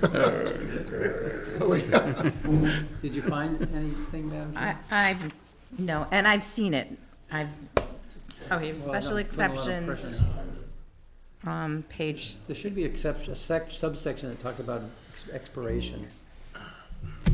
Well, if it's there, it is what it is. If it's an expiration, there is one, we just have to deal with it, that's all. I'm not worried about the expiration, I'm concerned I'm about already old. that, Madam McKinnon's concern that it could be, you know, forever. It's a concern of many, many people in this town, believe me.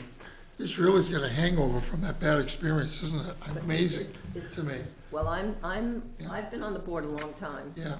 It's not gonna be a water bottling plant, trust me, it's not gonna happen. I hear you, but I know you're not gonna own that land forever. Oh, I tend to keep all the stuff that I build because I don't wanna pay Uncle Sam taxes. None of us would want, at least what they do to you. You have a- You'll probably outlive me, but nevertheless. I don't know. There are younger people who live next to me with little kids. A stipulation would cover that, Bonnie. If we have a stipulation, yes.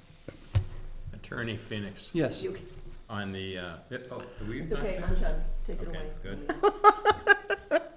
Under your definition of commercial industrial zone, 2 pages, Yeah, that's where you've got the permitted uses. yep, Where'd you find that? that's in the zoning ordinance. It seems like it's rather limited. It's pretty limited is. from And my experience. It is. it seems almost foolish. I mean, there's nothing in here with regard to distribution centers, fulfillment centers, which, those would be absolutely commercial industrial. I think, I mean, this is total speculation on my part. I think this is pretty bare bones and probably should be looked at, but I also understand the concern about going to Ms. McKinnon's comment, carte blanche, you can put in any industrial use you want as a permitted use.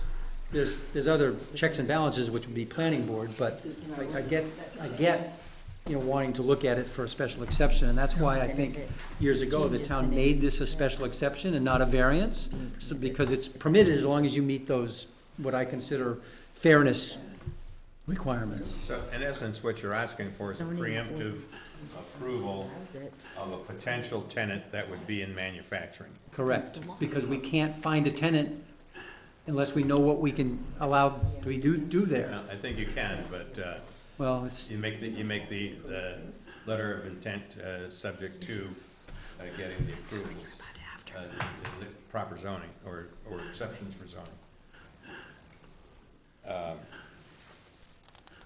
I guess that's it, that's for me, okay. It's possible that was written after the US. I Pardon me? have the RSA here, I can read it. Which one? I've already find it for 2 years. Which one? It is 2 years? Where did Yeah, you find so- it? Yep, so it's under the 674:33, like you said, and it just says, special exceptions authorized under this paragraph shall be valid if exercised within 2 years from the date of final approval, or as further extended by local ordinance or by the zoning board of adjustment for good cause, provided that no such special exception shall expire within 6 months after the resolution of a planning application filed in reliance upon the special exception. thank you very much. And Scott Frankowitz, whose plan is before you came in, he had another hearing in another town. He gave it to me at the same time, so. Which, where is it though in colon 33? It's, let's see. Because I know I've read it, but I didn't have it highlighted. 4B. Roman 3, 4B. 4. Oh, yeah, and I actually do have it highlighted. I just went right past it tonight. You're getting as bad as me, Teresa. I am. Oh, my goodness. So there, Bonnie, does that make you feel better? Not really. It's 2 years. It doesn't go on for infinity. If we take care of the water bottling plants, I'll be. It's already taken care of. That's right here. Well, it isn't taken care of. That's only an ordinance. It can be changed. I don't know. I was the moderator for 10 years. They changed the zoning ordinance every single year. Well, we modify things for the zoning ordinance, like there were 5, I think, modifications on this year's ballot. Stipulate that But it won't be. I don't think you're gonna find the water bottling plant being allowed within 2 years. Probably not. So I understand the concern. Your first concern, as I took it, was, is whatever you approve good forever? The answer is no, it's 2 years. What typically happens, especially if you've got a lengthy planning board process, which I've got something in Portsmouth going right now that the variances we got is about to expire, but the planning board just got done. I So, hear you. we need some more times. But we would come after 2 years, if we haven't found a tenant, we would ask for an extension of this. Unless we find a more intensive tenant, then we would just come back and ask for that to be approved. We would rather not have limitations on what we can do that's industrial. We think, I would be shocked to find that something like USA Springs would ever be passed here by boards with the town, but It's in our ordinance that they're not allowed. then Then you you have have- nothing to worry about there. This is You have my nothing to opinion. worry about it. And you have the 2-year limitation, so you're good. Plus, we have to go through the planning board to even get that approved, to get an occupancy No, but permit. they're easy compared to us, is what I'm telling you. I don't know if I agree with you. They're all tough. I'm not Oh, yeah, easy we're and trying- I'm on there. Right? I am not. All right, is there anything else? Can I read this? Absolutely. Anything else? Any other questions, comments before I open it Just a up? comment, I'm struggling a little bit with, the unknown part of this. And so I'm trying to, in my mind, think of, okay, what can be the absolute most intense business I could picture there? And all I could come up with is, and this is probably really extreme, but TurboCam, Oh. something like, because they have a lot of employees, a lot of traffic, and a lot of everything. So I was just trying to go to the, But, I mean, there's a lot of those cars on Route 4 going to TurboCam where they would end up over in Nottingham. So, I mean, not a big percentage, but I mean, the traffic flow is gonna come and go. And yeah. I'm just trying to come up Well, with no, something I- that, right. might fit the mold, and it's difficult. Right. Most ordinances that I find do have, if it's in an industrial zone, it'll say manufacturing is permitted. Yours doesn't, which is why we're here, so, I feel like, and I think Tom agrees, that we've protected this board by our agreement to a stipulation that says, once we identify a tenant, we will bring it to the town for an analysis as to whether it meets, this requirement. And if it was a USA Springs or somebody, distributing something else that's gonna be 10 times the tractor trailer traffic, they would say, now you gotta go back and, get that approved. I mean, like you said, Shay's right across the street. They just built a very big building. Yeah. There's a lot of traffic going in and out of there, Yeah. so. To your point, Gary, I think you'll find that when a tenant is identified, we're gonna have an idea how many employees, what's gonna be used. It's a warehouse and there's gonna be 10 or 20 employees here, not a lot of traffic, not a lot of, other than tractor trailers maybe going up, that's what they're doing. If you get manufacturing, maybe you'll have 100 employees, but it's gonna be cars. And that's all to be determined, and we would have to go back to the planning board to get that approved. So we kind of have a known idea of what the tenant's requirements are. And that's why we tried to pick what we thought was the most intense use in manufacturing, so at least from there, everything is from there down. And we should be, according to the traffic study and other things, we should be okay. I hope that helps. Yeah, it does, thank you. And just a question, so has the planning board seen this traffic study that you've presented? Chris? Yes. Yeah. Well, We- I haven't reviewed it, but I think to my knowledge, it's been submitted. I wasn't part Oh, of that. submitted, yes. Yeah, we haven't gone to a hearing yet. I was just gonna say, I know it hasn't come before the hearing No, yet. no, it has not. Most planning boards won't consider something officially if you need this kind of relief first. They want you to come get this, see the zoning board first. So that's what we've done. All right, anything else before I open up the public hearing?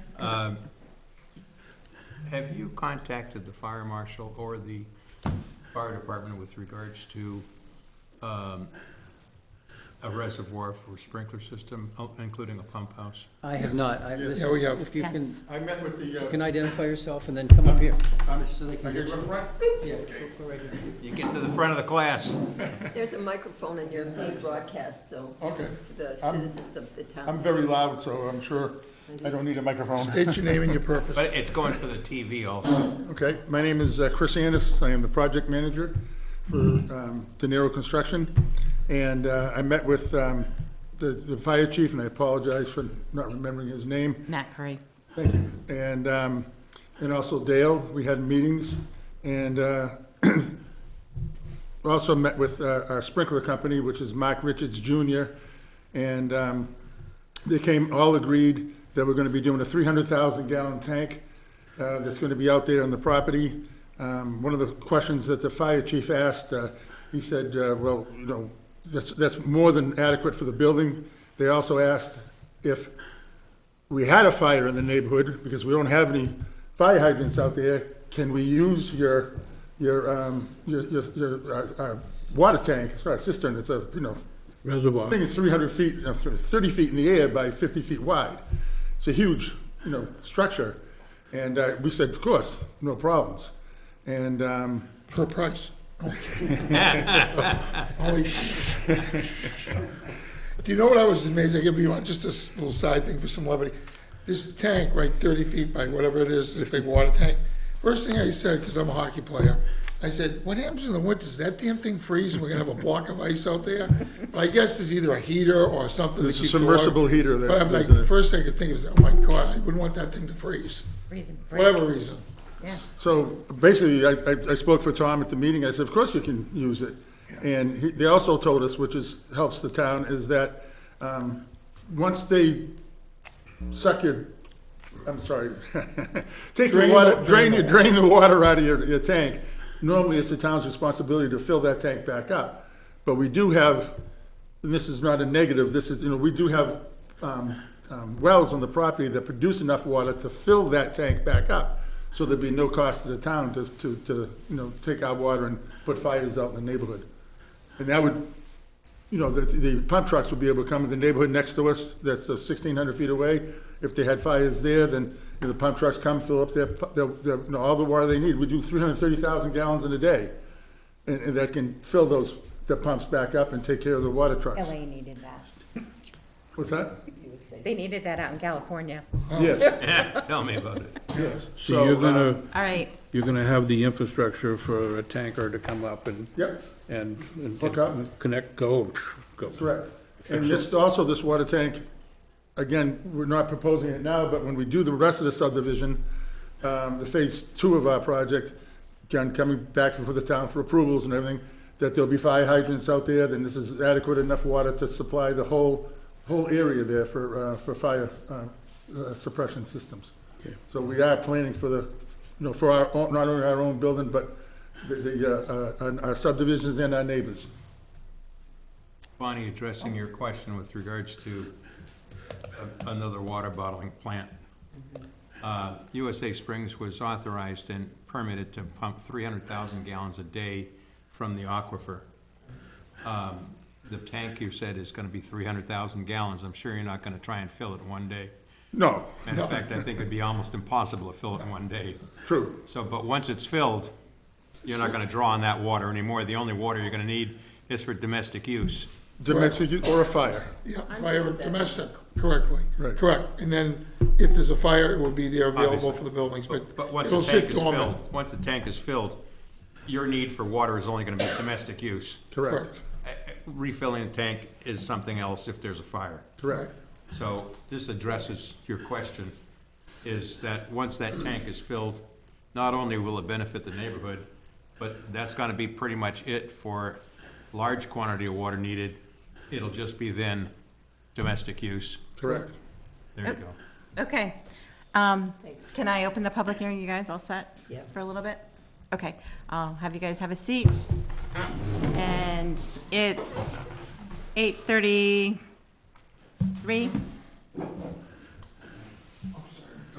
If there's anybody that would like to speak for or against this application, please come forward, state your name and your address, please. Sure. Ian McKinnon, 19 Lincoln Drive. I'm a direct abutter to the project. I'm not here originally for this application, but I did want.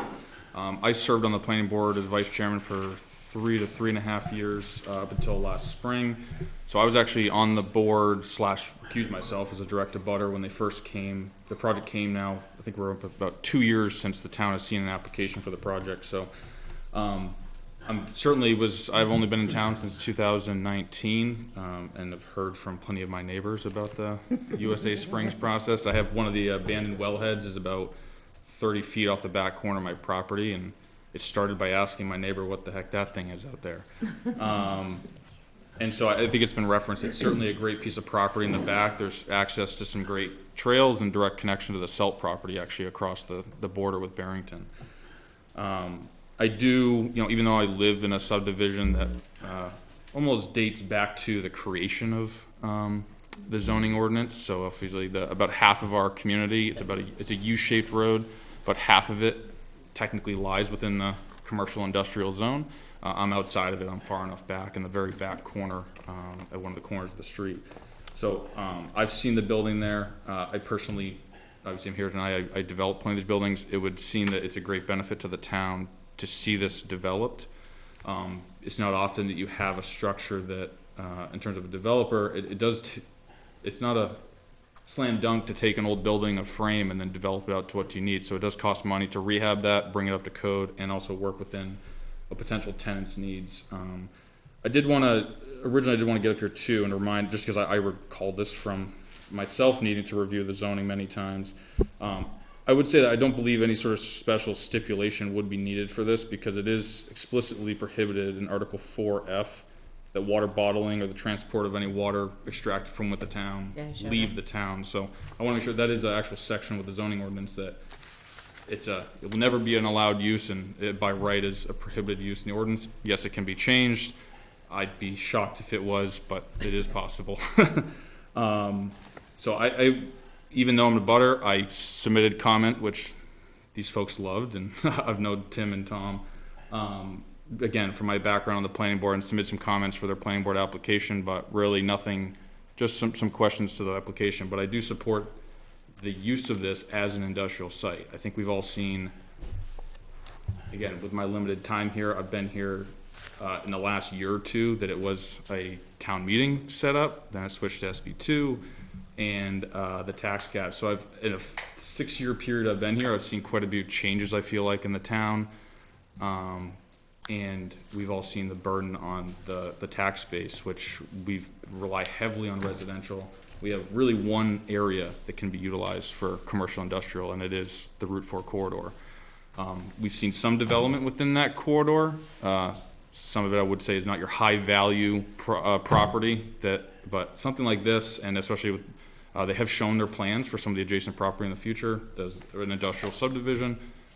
That's the type of tax base that I think the town wants to see, hopefully to, again, not have any more burden on our schools, which is an ongoing issue and concern, and a very minimal impact to fire and police. And as it was stated, the benefits of the tank and pump system, which would be required by code anyway, and they've kind of gone above and beyond that. So I know the ask is somewhat of a vague ask for manufacturing, but unfortunately I've done it myself. If you got to the nitty gritty of certain types of manufacturing, you could probably come up with 20 forms of manufacturing. If you went through a list and tried to pick and choose those, it probably would take you longer to figure out which ones you do and don't want. So I think the manufacturing use is a good request in the sense that it is an industrial zone, yet we have no real industrial uses as permitted uses. So I do understand it's a permissive zoning ordinance, so it's purposely left kind of vague. But I would say I'm definitely in support of trying to encourage the use of this property for manufacturing, and I do believe it will be in the planning board's realm too. They will be looking at noise impacts or timing of business operations, which is a degree of this. And again, their site plan is also based on a certain amount of parking, so there's certain site limitations that they're being placed on themselves that wouldn't support certain types of, like a turbo cam. Turbo cam just is designed to support a lot of people in a small footprint.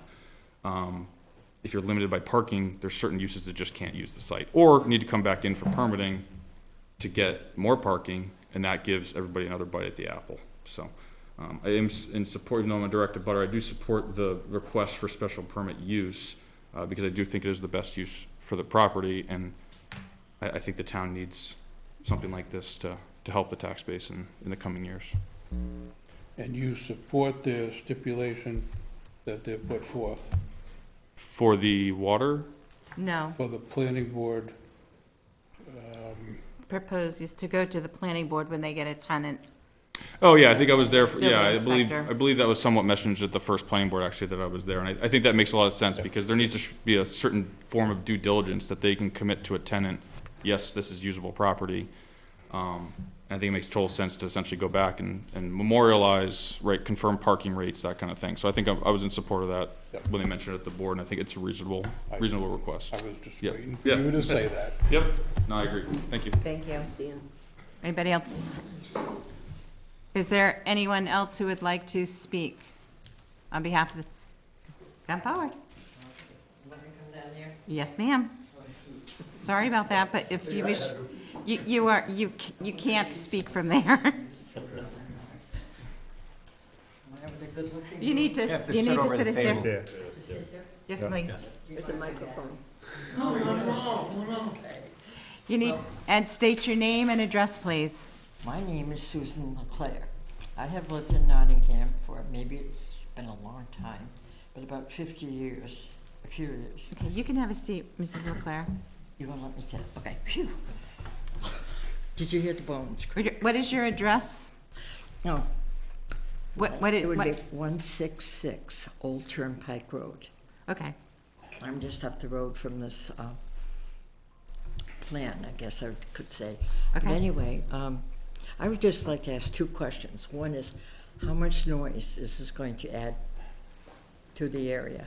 And I know they kind of like poo-poo it, but yeah, please don't. It's kind of a nice area in which to live. And I'm biased. But anyway, and let's see, my other question was, what are you going to be manufacturing? And there's no answer to that yet because they don't have a tenant. Pardon me? There's no answer for that at the moment because there's They no don't know who's coming. tenant. Okay. Correct. All right. I sort of gathered that, but I wasn't sure, because I was thinking you could manufacture bombs, but you could also manufacture gadgets. So I just didn't know.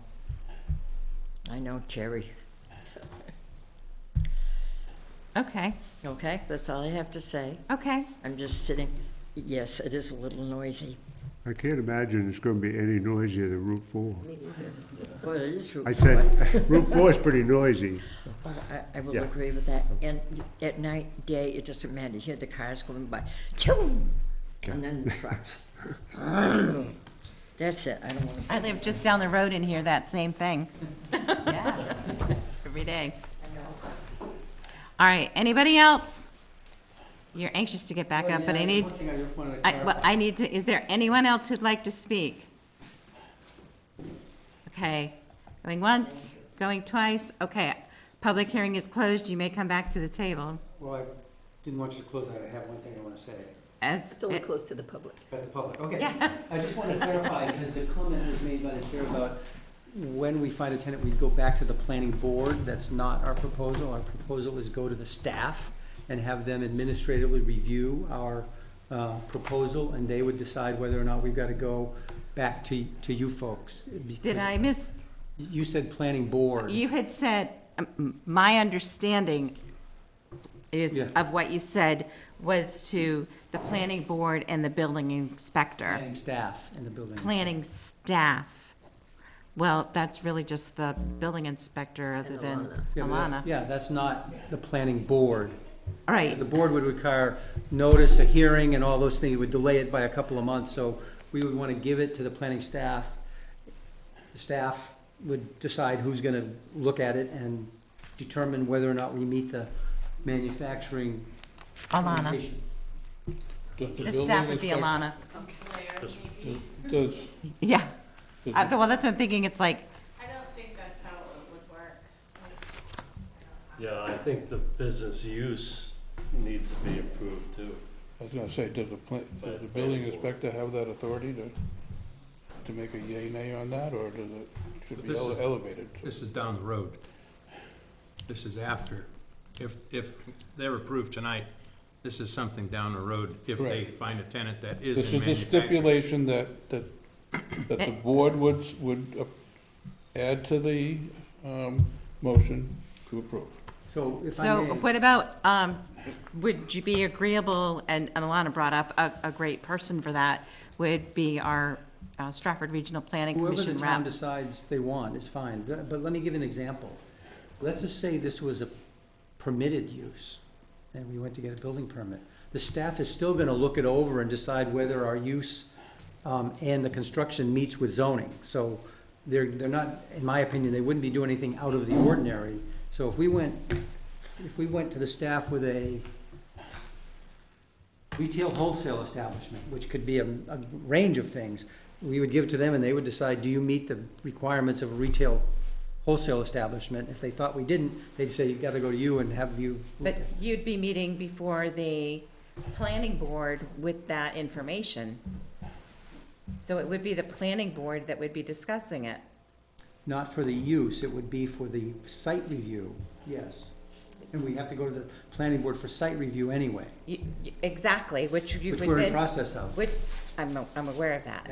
Because I've seen you several times there. Right, I forgot. It's okay, but you would be discussing, because we would be asking you, what are you going to be doing with this site? You're not gonna come just get a blank site approval, Right. as you well know, because there's issues even now with the lights, remember? From the last meeting. So you'd have to state what you were gonna be using it for, so the planning board would be discussing whatever your use is.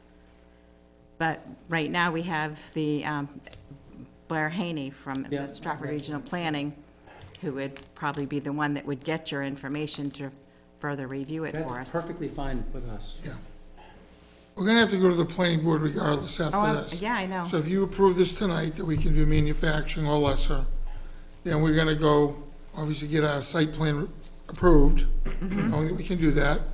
The purpose and intent of that building is for manufacturing, warehousing, what have you. And then when we identify a tenant, potential tenant to go in there, we're gonna go to the planning board and say, we have this. No, What? No, maybe I'm wrong, 'cause the request is to go to the staff, whoever the staff decides, to say we meet what you have approved of for manufacturing.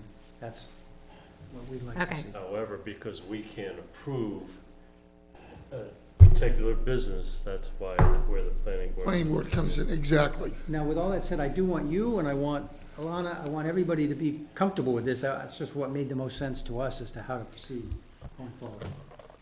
But we don't really have a staff to do that. I believe it might be one of the conditions of approval for when you get your site plan decision, that they may just require you to come back as, I don't know, extension or whatever it is, when you get that final tenant. That's a Yeah, good it's point. really- Whatever you guys, We're not gonna give an occupancy permit. I told them that at the planning board. We expect that we won't get an occupancy permit. Someone has this building sitting there, they could do nothing with it without an occupancy permit, so they have to, they'd have to evaluate what we're asking and approve it. If they don't approve it, nothing happens. Occupancy permit's like, the thing you need to have that people would occupy. not typically be by the planning board. That would be the staff that would be giving you the occupancy permit if you comply with the requirements. Yeah, That's all. and that would be Dale for the, So that would just be the building Yeah. inspector who gives the occupancy permit. Yeah, and the other thing I would mention, whatever you folks approve doesn't change what the planning board can do. It's not putting any limits on what the planning board can do. Oh, And I think we- you know yeah, that, but we the all do. public doesn't. no, we all know. We're two separate boards, we get that. All right, folks, Thank you. That's all I have. okay, where are we at? Any questions, further questions? Bonnie? Nona McKinnon, other questions? Not that, no, I don't think so. Okay. Mr. Bonzer, anything else? Fine. Mr. Dene, do you have anything? I just hate blank approvals, but that's okay. The question is, it's not, let me put it this way. If we allowed manufacturing and said manufacturing, like we allow for auto repair, just plain auto repair, or machine shops is pretty, TurboCam is a machine shop, okay? So if we just say machine shops in here like we do, that's a blanket approval for them. We're just saying they can, if we approve it, manufacture. And we've already put a stipulation on it in a condition of approval that whatever they get for a tenant will then have to be vetted through the planning board office or some representative thereof, so that it's not going to be, and we already have in here that it's not going to be a water bottling plant, so.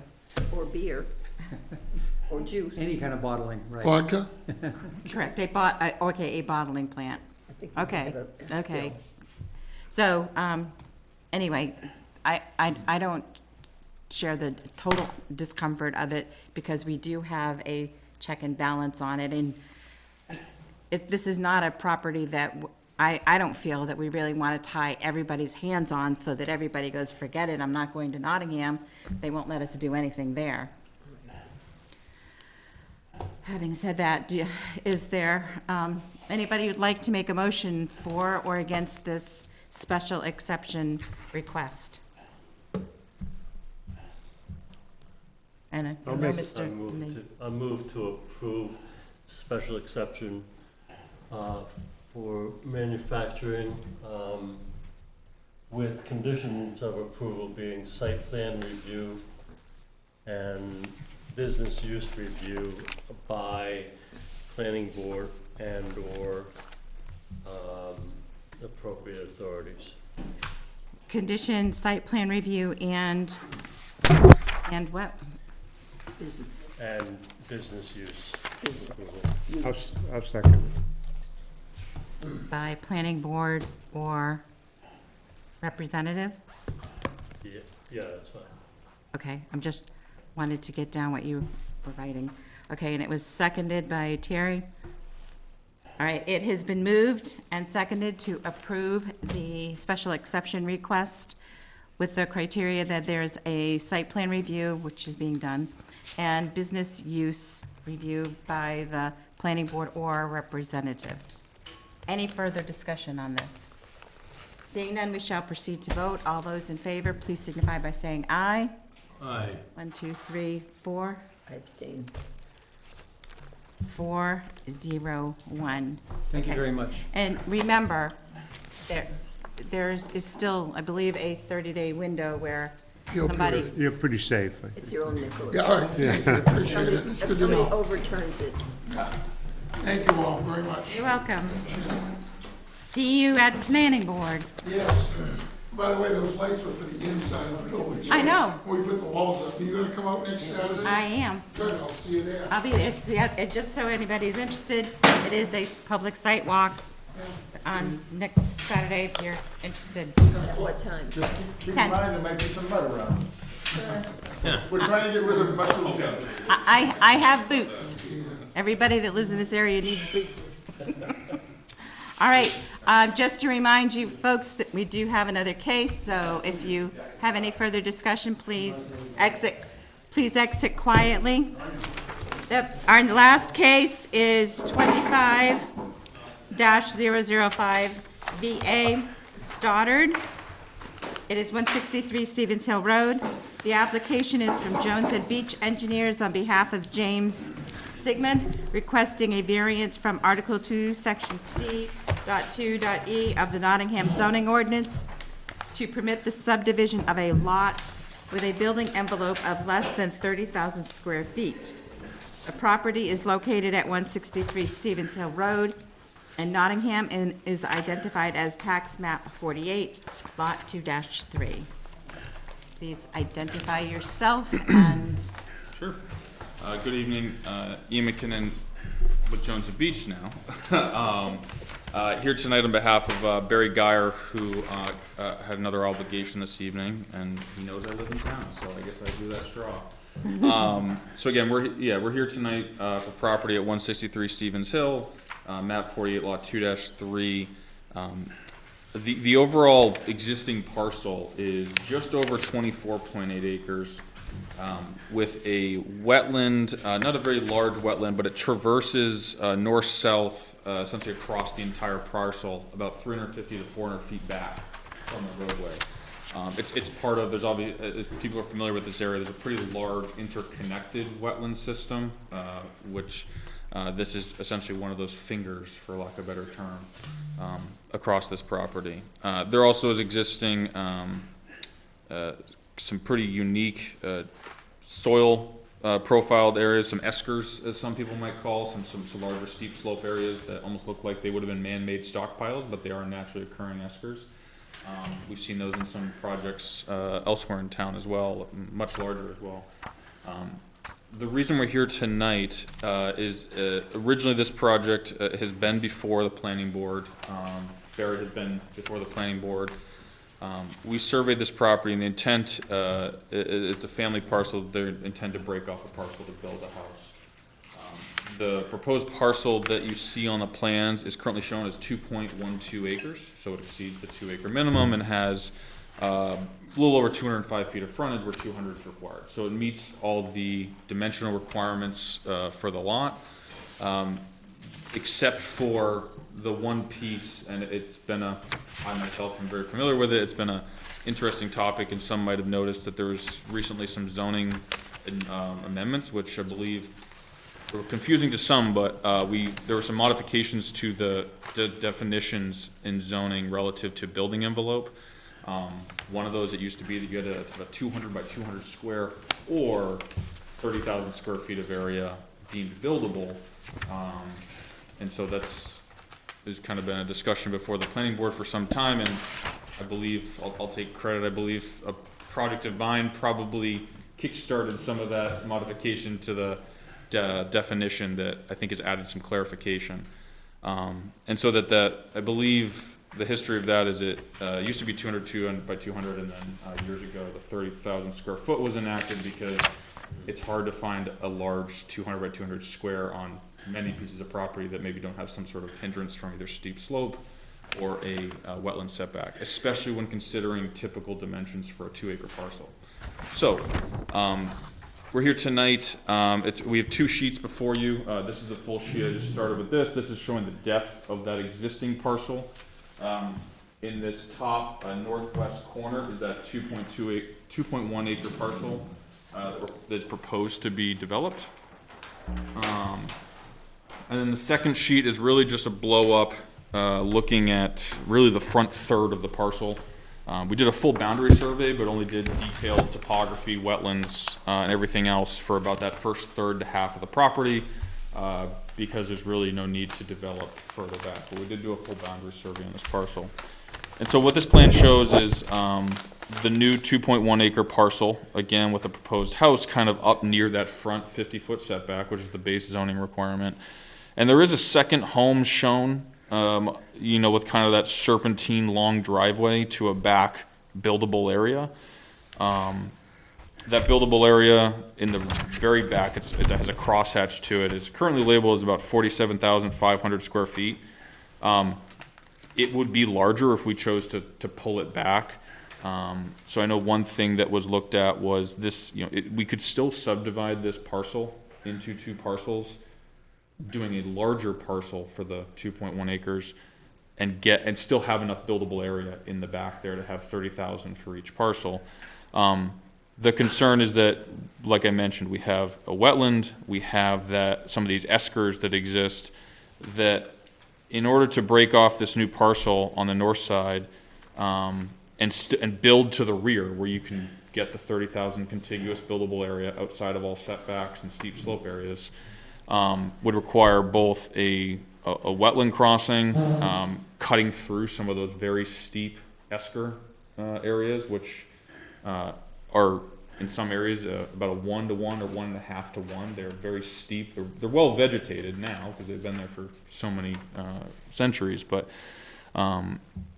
it would be similar to what you see for the other lot, requiring a long driveway, wetland crossing, impacts to wetland buffers, and traversing some of those steep slope areas.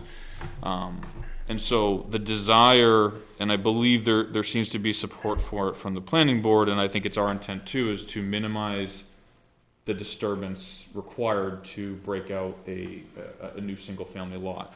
Again, this could be developed such that the new lot could just be larger to extend further back. It would require more disturbance for the driveway to get back there, and a wetland crossing, which likely is approvable by the state, would need a conditional use permit by the planning board, but from a planning purpose, it is something that could be anticipated. So the ask is to approve for this new lot to allow a 25,513 square feet buildable area where 30,000 square feet is required. I think we can see from the plan that it still results in a home that meets the front setback with sufficient area. It's essentially located at the one far end of the buildable area that we're defining, with the remaining area remaining as vegetation, And also being a naturally vegetated slope that it does extend back to down to the wetland. And then we do show the 4K septic area extending, kind of straddling that building setback line, which is permitted and further defined, again, with that new zoning ordinance that was approved, that a 4K area can exist both in the it has to begin within the buildable area, but now can extend outside of that 30,000 square foot area. And so, really our ask tonight is to allow this permitted, this smaller buildable area for the purpose of this 2.1 acre lot. In this case, I do, if the board would like, I can read through the responses to the 5 criteria, or if you'd like to jump into questions, I'll leave it up to the board. Bonnie prefers. Could you Sure. recite them, please? Yes, yeah. Number 1, granting the variance would not be contrary to the public interest because the parent lot is in excess of 24 acres, and the plans show that all infrastructure, this would be well, house, septic, can fit in the building envelope. One additional lot will not adversely impact public safety, therefore granting the variance is not contrary to public interest. Number 2, if the variance were granted, the spirit of the ordinance would be observed because due to the size of the lot, it is likely a 30,000 square foot building envelope could be located further back in the lot. As I mentioned before, it could be a larger lot, and this 30,000 square foot area could be further back on the property. Granting this variance allows for a slightly smaller buildable envelope along the frontage, thereby creating less disturbance, which we do believe is in the spirit of the ordinance. The site plan regulations and subdivision regulations also do encourage reduced disturbance as part of those regulations. Number 3, granting the variance would do substantial justice because granting the variance allows for the subdivision of the parent lot, which does total 24 acres, into 2 lots without unnecessary impact, i.e. the additional wetland crossing and impacts to the esker. And again, all required infrastructure fits within the reduced building envelope. So we do believe that substantial justice would be done with approving the variance in that sense. Number 4, if the variance is granted, the values of the surrounding properties would not be diminished because, with the exception of the building envelope, all other lot requirements are met. Therefore, the building envelope size will not adversely impact abutting lots, and the reduced building envelope will not create or demonetize the value of abutting lots. Again, it will be a 2-acre lot. In many ways, nobody would know that this on paper, the 25,000 square foot was less than 30. And then number 5, everybody's favorite, unnecessary hardship. Owing to special conditions of the property that distinguish it from other properties in the area, denial of the variance would result in unnecessary hardship because, so part I is no fair and substantial relationship exists between the general public purposes of the ordinance provision and the specific application of that provision to the property because all required infrastructure can fit inside the reduced building of all other lot requirements are being met.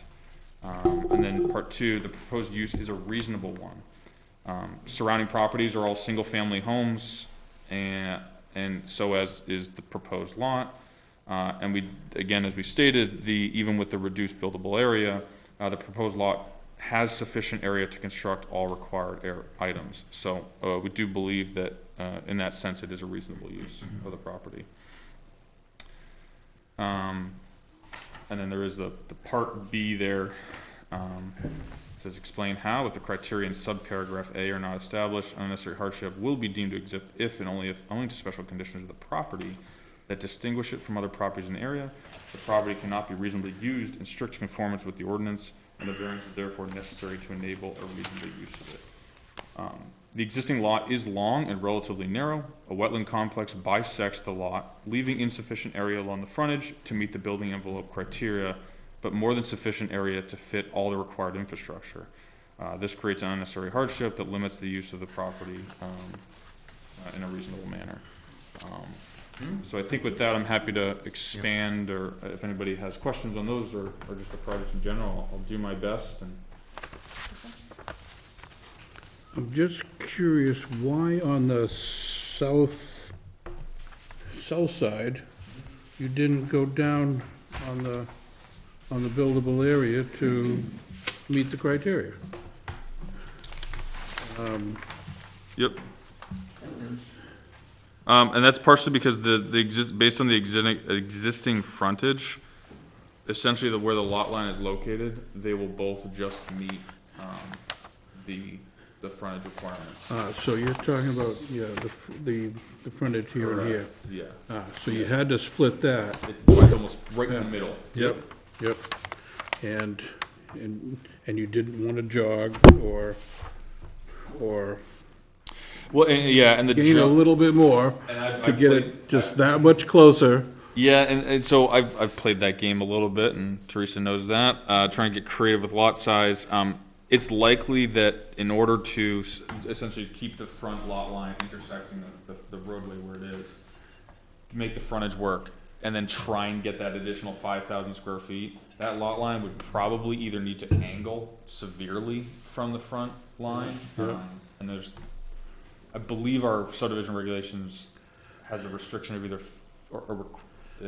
they ask that lot lines be limited to like 15 or 30 degrees intersection. Yeah. To try and prohibit that if you're standing on the road, somebody's property line shoots off at a 60-degree That's right. angle. It starts like this and goes. And I'll be honest, just looking at the scale, I'm just because of the way the wetland buffer actually is getting closer to the road as we move in that direction, I'm not sure we'd get the additional 4,000 and change. Sure. But it would certainly require a non-standard lot shape Yep. from the frontage going back. Is that a stone wall that bisects? Part of it, yeah. Yeah, okay. It doesn't go all the way to the street, but it Right, does. yeah, okay, that's, yeah. Yep, and it wasn't, I'm sure at some part it was part of a range property and at some point the subdivision, but it is not part of an existing lot line. Sure. Yep. Anything else, Karen? No, I'm good. You good, Garen? What's an ester? Esker? Yeah. Yeah, ESKER. It's a natural landform, essentially a deposit from the glaciers. And oftentimes they look like abnormal contoured areas. So if you look at some of these, on the second sheet, ZBA2, there's, on the north side of the sheet there's the dense collection of contours. Yeah. That almost looks like somebody would have built a stockpile, like shaped it that way. And It's hogbacks in New Hampshire. yeah. So it, In Colorado on the Rockies, they call them hogbacks. Yep. And as it comes down, the old glaciers and deposits, they go up and they go down as the whole topology goes lower. Yep. They're called hogbacks. Yeah, and so it's there's a couple terms for them, but they don't, the contours. If somebody looked at a map, you would say, oh, that's not really a naturally occurring looking area, but it is. It's for example, the Oak Ridge subdivision over on Smoke Street has an even larger one that is about 50 feet tall.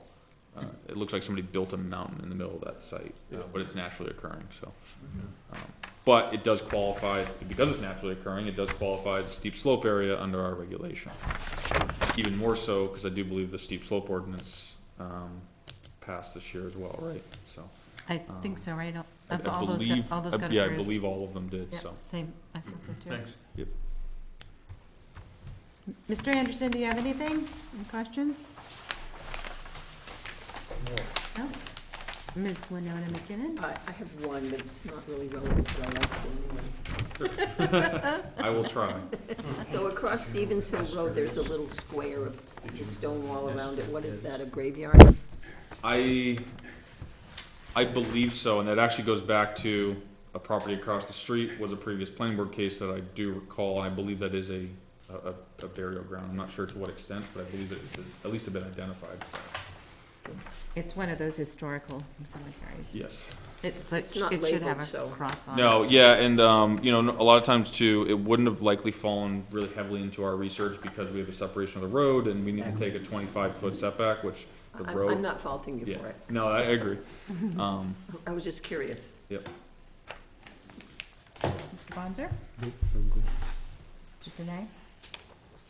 So we're just talking about the one lot, or are we talking about the two building lots? Nope, so, yeah, it's the new 2.1 acre lot that we're proposing, yeah. The remaining land, we still, we're showing two homes here because the planning board asked that we show, if we're gonna show a lot to be left over, we still have to prove that that lot is buildable. So we're showing that the remaining land would still comply with the requirements of the building envelope. They do ask that we show you can see that driveway has some contours to it. They do ask that we show that a driveway could be built to the plus or minus 8% limit.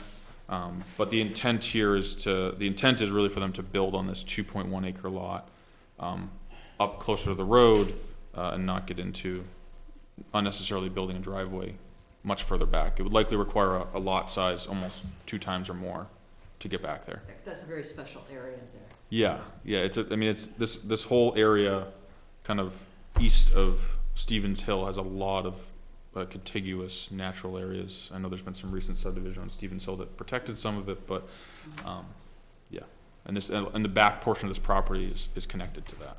Yep. Everybody okay if I open public hearing? Okay. It is now 9:10. And the public hearing is open. Is there anybody here who would like to speak for or against this case? Come forward, state your name and address, please. My name is Peter Rowell. I live at 156 Stevens Hill Road, which is immediately across the street from a portion of this subdivision. And that is a cemetery across the street. It has Daltons and Stevens in it. Daltons were the family that lived in my place, and Stevens is up the hill street. Anyways, a couple of things here. Sometimes it's always good to go back to what the zoning ordinance is trying to do. So I'm back to the preamble, and the purpose of the zoning ordinance is to preserve the rural character of the area. That's one of the purposes. The very first purpose is to preserve the rural character. We've been there for 40 years. We've watched the rural character be slivered down and go away for a long time. We just got a 6-lot subdivision down the street, a couple other ones, houses built up the street. Again, you can't stop progress, I guess you'd call it. But the zoning ordinances do very clearly require a 30,000 square feet of buildable area to develop a lot. This is not a standalone lot. Right now, the standalone lot is the 25 acres, or the 27-acre piece. That's what's on the books. It hasn't been subdivided yet, okay? In order to subdivide it, they're supposed to meet the criteria of the ordinance, which is the frontage, the square foot, the 2-acre zoning, and the buildable area. Those are pretty standard things. We were out there in the snow, walking around with Jones and Beach, and they were presenting like this was a approved lot. You know, it was all ready to go, and it met the criteria, and it didn't. It doesn't have the buildable area. It only had 25,000 square feet, which was kind of ridiculous being out there. Anyways, again, the public interest is to maintain the rural character. You know, building another lot just keeps on taking away from that. Oh, let's go back a step further. These lots were subdivided in 1995 from the main farm, which is up the street. They subdivided 4 lots, being the main farm, and 3 other lots across from my house. They were 400 feet frontage on them all. The subdivision plan, I have it on I couldn't get a copy for you. The subdivision plan clearly shows the flowage in the back, and it shows the buildable area in the front, across 3 of them. At the time, we said, could be worse. We could be getting 6 or 8 lots out front there at 200-foot frontage. So we said, fine, no problem. But it showed very clearly showed the buildable area in the front between the road and the wetlands. And this lot right now is buildable. If they were in here, you know, showed the buildable area, the subdivision's all there, they could be building a house, you know, just apply for it. But they want to subdivide. And again, that's not in keeping with the rural character of the land to do the subdivision. So, you know, granting the variance is not of the public interest. It's, you know, they're trying to maintain rural character, scenic road, you know, buildable area, we need that. Anyway, we get down to 3, granting the variance. Denial would not be an injustice to the person. The applicant said that they can find a 30,000 square foot buildable area in the back part of that parcel, fairly sure. Again, so not granting the variance would not be an injustice because they can find the land. He admitted they have it back there.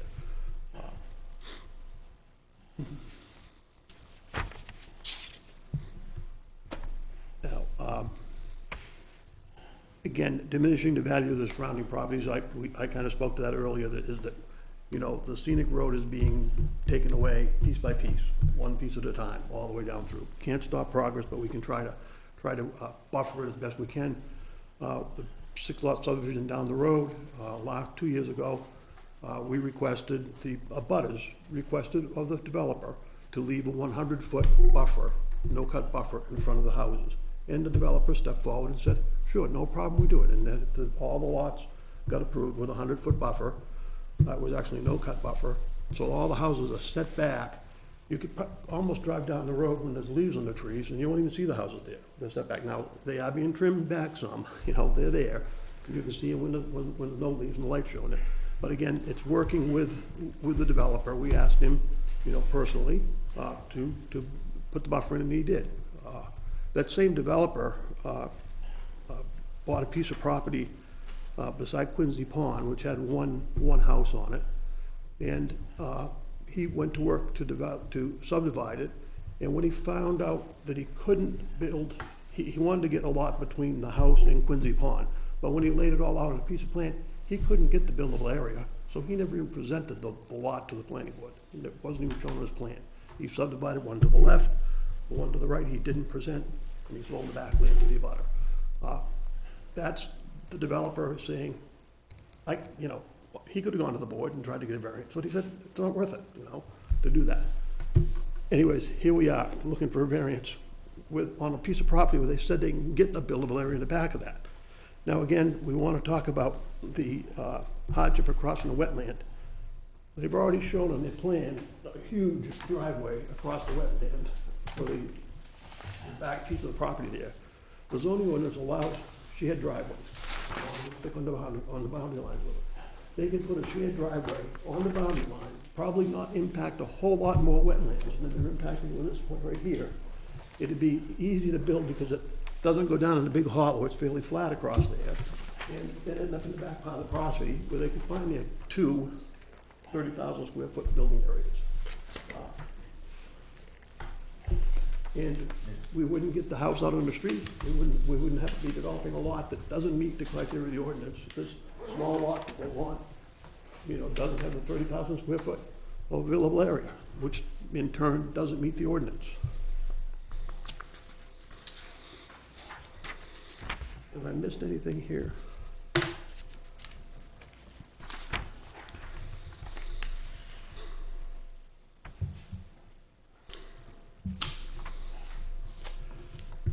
You know, his ordinance here talks a lot about the infrastructure fitting on the lot that he's proposing, the 25,000. He says the infrastructure will fit in a lot. We fit the same infrastructure on 100 by 100 lots on Pawtucket Lake all the time. So that's kind of an irrelevant fact. You know, the infrastructure can be put on next to nothing. You know, the ordinance clearly wants the 30,000 square feet of buildable area. And I think that's kind of what we have to stick on to, and it helps us maintain the rural character if we get the houses back away from the road. Right now, it's crowded right up to the front of the property line there. And the other thing is, and again, it's not this person's fault, but, you know, we keep getting more houses on the road, and the town can't maintain them. The roads just get too much traffic to be maintained, and it's tough. It doesn't bother me. I knew it was going to happen when I moved there. But, you know, there's still an awful lot of potholes. I think I'm all set. All right. Anybody, any questions? Thank you. Just like you to summarize just a little bit. What's that? Yeah. Just like you to summarize just a little bit your key bullets. Your key bullets would be, if you could move the house back, you would be happier. If you would consider a shared driveway, you would be happier. Doesn't mean you're fully acceptance, but what would, we have to satisfy. what are the 2 or 3 bullets that would? We have to satisfy the ordinance. The ordinance wants a 30,000 square foot of buildable area on this proposed lot. It's not a lot now, it's a proposed lot. It hasn't been subdivided. And it, you know, it doesn't meet, the lot doesn't meet that criteria. Okay. I'm saying you know, we don't wanna put undue hardship on people, but I'm saying that that driveway can come right down that property line until they get to the other side of the wetlands. Okay, that's two. On the two sides, and you can find the buildable area. You know, we're only dealing with 400 or 500 feet in the front, the lot is 2,500 feet deep. So there's a lot of land back there to be developed, to be built on. Okay, and again, you know, my feeling is, it was subdivided in 95 as a 400-foot wide lot with buildable area right up the front, which is right up front. And I couldn't get a good copy of the plan, I didn't have time, but you know, it clearly shows the buildable area in front of that lot. Anyways, hope I summarized it. Understood. Yeah. Thank you. Is there anyone else who would like to come and speak? Okay. Again, please state your name and your address. My name's Lauren Chase Rowell, and I live across the street on 156 Stevens Hill Road. I've lived there over 40 years, maybe even 44 years now. I was on the site walk in February, and I just want to get this straight, that there's 3 of these lots, and this is one of the 3, or is it one of the 4? It's one of the 3, and they're subdividing it, okay? So, you know, you might think that the next 2 are gonna get subdivided too, because they probably purposely left 400 foot frontage so that they could do that. So I just wanted to reiterate that at the recent election, this town voted in approval, 2/3 of the vote, to keep the 3,000 foot footprint strong and vital. I think that it's not just about us living across the street. I think it's about the town and the whole community. And we are not anti-development. We want these kids to be able to have a house on their family land. We're not opposed to that. But I feel like this, if we accept this variance, we're setting a dangerous precedent for all the lots in Nottingham that people can squeeze an extra lot in. I just think it's not, I don't think it's a good look. The zoning is based on the ordinance that we all agreed at one point, actually 40 years ago, that the rural appeal was very important, and the, you know, kind of the rural life in Nottingham, etc. And I feel like this is really antagonistic to that idea. And then I'll bring up the scenic road. It is a scenic road, and it has taken a lot of really bad hits lately. And it has the 6 new houses, and we all worked together. The whole road came together, and we worked with the developer, and we got some agreements. We weren't trying to stop building on Stevens Hill Road. We were just trying to do the very best we could do with what we had and all the people's interests. So, and then I just don't think it's fair to some builders and developers that this variance gets approved when their variances doesn't. And, you know, just the house that Peter was referring to when Joe Falzoni went in with intentions of, you know, splitting the lot into and getting an extra lot so that, you know, he could make more profit or whatever he was trying to do. And he realized that he couldn't get that square footage. So this is right down the road, and I don't see why this one gets it and that one doesn't, or why we would do this knowing that this is going to open up a can of worms for everybody to start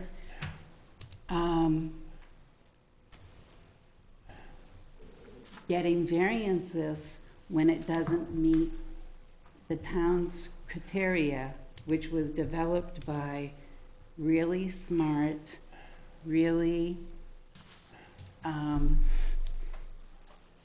people who know what they're talking about. And I will just add that I think that I do have bullets.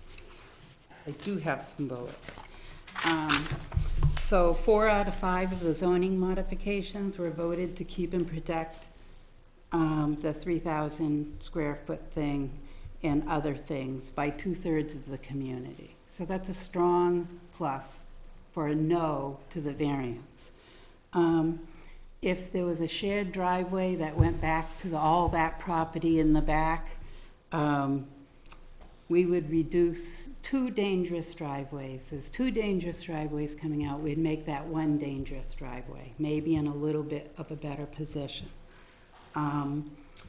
We could condense the wetland degradation that's bound to happen. You don't put culverts in and you don't develop up here with a wetland down here and then shoot a driveway across to develop in the back without doing degradation. We don't mean to, we don't want it to happen, but slowly over time, the wetlands get degraded. It's just what development does. So 1 driveway going back to the back land would reduce that.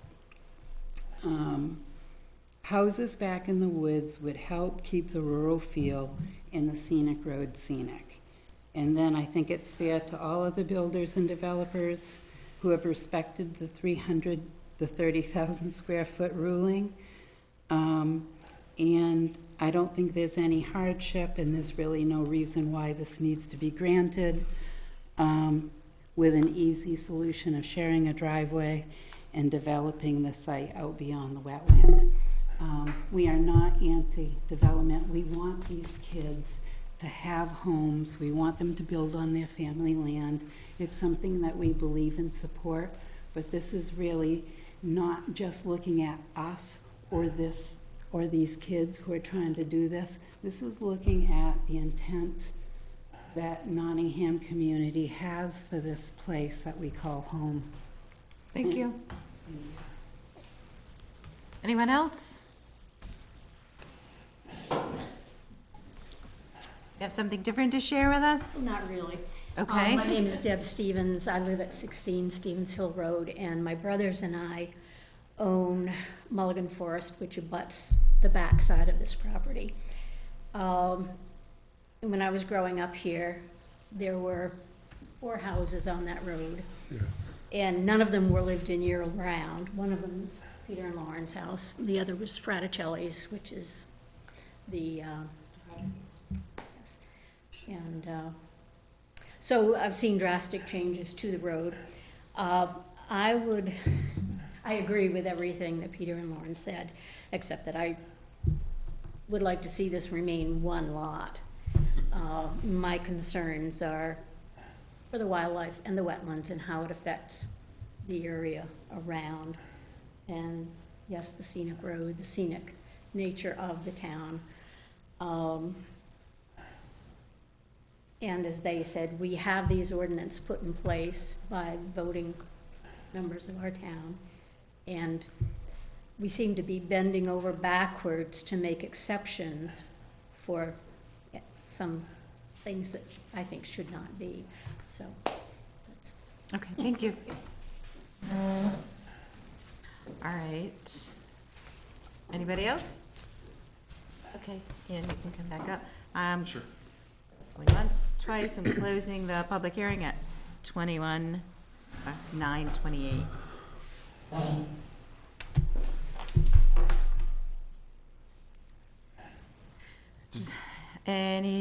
Do you have anything to say based on what? Yeah, I think it's worthwhile to at least address a couple, because I think they do kind of reinforce a couple of things I'd said. So I'll try and go through this in order. I tried to jot down some notes as I could. It is correct, the zoning ordinance kind of main intent is to maintain the rural character in town. Part of that is why we have a minimum of a 2-acre zoning, 3 acres if you're in the aquifer protection zone. So the town many years ago was deemed that the 2-acre requirement is really the minimum, that if it's the town-wide requirement to maintain rural character, that the 2 acres, which we exceed, is the minimum lot area to meet that requirement. And then I think it is worth noting that, you know, this lot, the proposed house location, irreverent if it had a little bit more area to get the 30,000, if I got creative with the lot area to get the 30,000 on the side that created kind of an abnormal lot shape, it will be no closer than some of the adjacent homes on the street. I am aware that there's a lot of the homes on the street do vary in distance from the roadways, some with long driveways, some not. It's important to note that yes, we do have the ability to get the 30,000 square foot out back, and that's just the facts of what the upland area that exists in excess of 600 to 700 feet back on the property. That means it can be still subdivided with a new parcel broken off. And, you know, part of the reason that we would like to reduce the overall disturbance on the property to reduce impact to the wetlands, reduce impact to wildlife, by having that home to meet the front setbacks, be similar to the location of the property to the north, the original Stoddard home, seems that it would be in line, again, with the rural character, but also limiting impacts to the wetland buffers, a crossing, because crossings, it's true, crossings of a wetland obviously are the biggest way to impact a wetland. You can't mitigate the runoff from a driveway as it crosses a wetland, and there's a culvert, so it does inhibit wildlife growth. So part of the reason that we do seek to build in the front portion is that the topography works such that you can build a home with less impact to the site. There's no steep slopes in the front, and there's no need to cross the wetland for this home. And I think it was kind of stated, and I do recognize that even if I say it, but the intent, the reason that this is really being broken off as a family, it's really a family parcel, is that we are showing the possibility of building that second home in the back of the property. Again, the planning board to show compliance with that. There's no intent to build on that remaining parcel. Granted, that's kind of similar to taking the word for it on the use variance. That's the intent. That's at least been told to us by the applicant, that they'd like to build this home. They could have built and just pulled a building permit on the entire lot, but the intent was that people didn't want to see all 24 acres just go to one home. But the intent is not to build on the remaining land. But I do recognize that we have to show compliance and show the ability. It has to be left as buildable property. That's a requirement of the town. So I do believe if we were to utilize the 30,000 square foot that does exist in the back, it would greatly impact disturbance to the site for the driveway to get back there, and require a much larger lot size that, yes, I guess some would consider more in line with a rural character, but I do believe the town set a two acre minimum for a reason. And I know there was mention of the previous development down Stevens Hill Road. Part of the reason that developer was also partly inclined to accept the 100-foot, kind of on his own, accept the larger buffer on the front was because the characteristics of that property were such that there were some wetland areas on that property, but very small pockets, mostly focused up against the road. And then there was obviously a connection to the very large wetland system, but way back. So it left this area in the middle of the property that was highly developable. And then he was basically limited by frontage to develop the parcel. So it wasn't really much of a burden to push those homes a little bit further back. But it was good to see him work with because he had the capability. The difference here is that we do have a naturally occurring wetland that traverses the site north to south. And I do want to say that this is very different from Pawtuckaway lots, because I do want to recognize that I would say about 90% of the lots on Pawtuckaway Lake fall under non-conforming requirements. We have to fall under conforming requirements. They do not have the 30,000 square foot area. None of them would really be able to meet that, just from the steep slopes alone. And I do want to, just because I know I looked into it a lot myself, the 30,000, and the reason I did mention that there was the vote on the 30,000 square foot or modifications to it at the town vote this year, is that that's partially why the 4K area on our plan is being shown, straddling that boundary. We could fit the 4K area completely within the box, which is what the previous ordinance required. The town vote was not to memorialize or reaffirm the 30,000 square foot requirement. It was to actually in some ways become more lenient in the fact that the 4K septic area does not need to be wholly located within the 30,000 square foot area. So it actually relaxed the ordinance slightly, and that was with extensive review by the planning board before they proposed it to the voters, and then the voters supported that with that 2/3 majority. So the 30,000 square foot was never, has always been around, and it was still, that was never part of the proposed change. So I think it was actually just modifications to some of the application of that 30,000 square foot and limitations to it. It was modified because we found that having a 200 by 200 square foot buildable area or the 30,000 square feet was creating some discord, if you will, with various applications. So we opted as a board, as the planning board, to eliminate that and have it just be the 30K. Yep. And that's where I think some of the septic part of it was because there's some conflicting there on what the septic setback is, but yet the building envelope has to meet the structure setbacks, not the building. So there was some kind of contradiction there. So that's why that was proposed for change. Correct.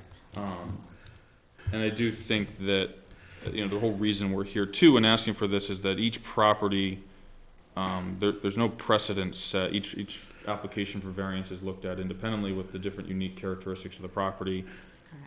We do, if this wetland was 25 feet further back on the property, that'd probably give us enough depth that, hey, we probably could do this up front. So it's the unique characteristics of the property lead us to request the relief because we believe we can still develop the property in such a manner that would mirror if the lot did have the 30,000 up front.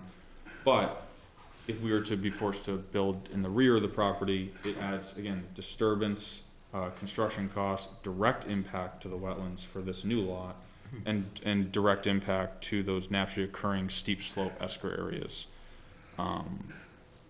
And some of these wetlands too are very poorly drained. It's a mix of poorly and very poorly drained. And a shared driveway, just because I know it is permitted by right as long as you straddle the property line. It has not been entertained for this, and part of that's because, again, the intent is not to build out that second lot. That's just the applicant's, the family's intent is not to build out that second lot. Partially because that second lot you would have to build way in the back. There's no way we'd have a much smaller buildable area in the front, something around 10,000 square feet. So that wouldn't be viable. And a common driveway, I guess, to then only be used for the single house just didn't seem reasonable or really something that they'd want to do. But I know it is allowed by right. But I mean, the major reason here is that with or without the approval, the property is developable into 2 lots. But we do believe that the proposed location of the house, again with with an approval for a lesser building envelope, will maintain the rural character of the roadway where there are homes this distance from the roadway, decreases disturbance on the property, has no direct impact to the wetland itself. Because there's very poorly drained, that building envelope, that's a 75-foot wetland setback that we had to hold to. And there's restrictions under the zoning ordinance for no cut buffer and limitations within that buffer as well. And that's partially why the home was located up near the setback, to preserve as much of that area as you go back and ultimately just to disturb less. But I understand that if there's any further question. Yeah. That driveway that goes out to that rear lot, Yeah. That's already I don't remember, that's already an established driveway that just goes out to nowhere, or it's a proposed driveway, or it's what? As it's shown on the road, that would be a proposed driveway. So it does not currently exist? No. But it was shown for the purpose of the planning board report Correct. asked that we show. Okay, that's what I was thinking. Viability for a driveway. Gotcha. And you can suspect, and what you see there is that, and it would be allowed by right in the code, that the driveway does have some cut and fill slopes if we need to comply with that. The board has planning board has a requirement on 8% negative or positive slope on a driveway. some applications show compliance with that better than others, but this was actually graded out such that the reason those contours are shown is that that driveway would meet those limitations. If we were to build the second home similarly as far back on the property, or show it as such for the purpose of the subdivision, it would be a similar need to have a large fill across the wetland to comply with that 8% requirement. So it's a balance of those requirements, really. The main reason I was asking is because I know that one of the comments made was having one driveway versus two, and for the reason they wanted a shared driveway. So and I know it's gotta be along the property line, so I was wondering if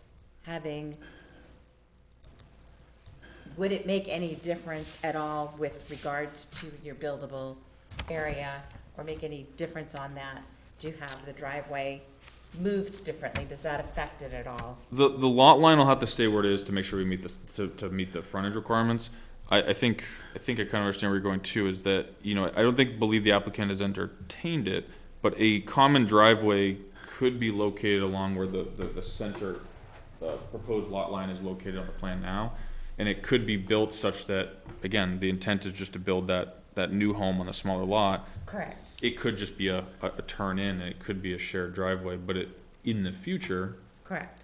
if it was, if they were to build a lot out back, But does it would be an extension. Does it make a difference at all with the request for the? It would have no impact on Okay. the limits from which we can take the buildable envelope. Okay, well, that's what I was Yeah, wondering. Yeah, no, but as long as we straddled the lot line, it would just be allowed by right, I guess, and I know that's something the planning board discusses often with applications, is trying to encourage shared driveways where possible. Right, well, I was just trying to figure out a way that it would satisfy a concern that a lot of us have.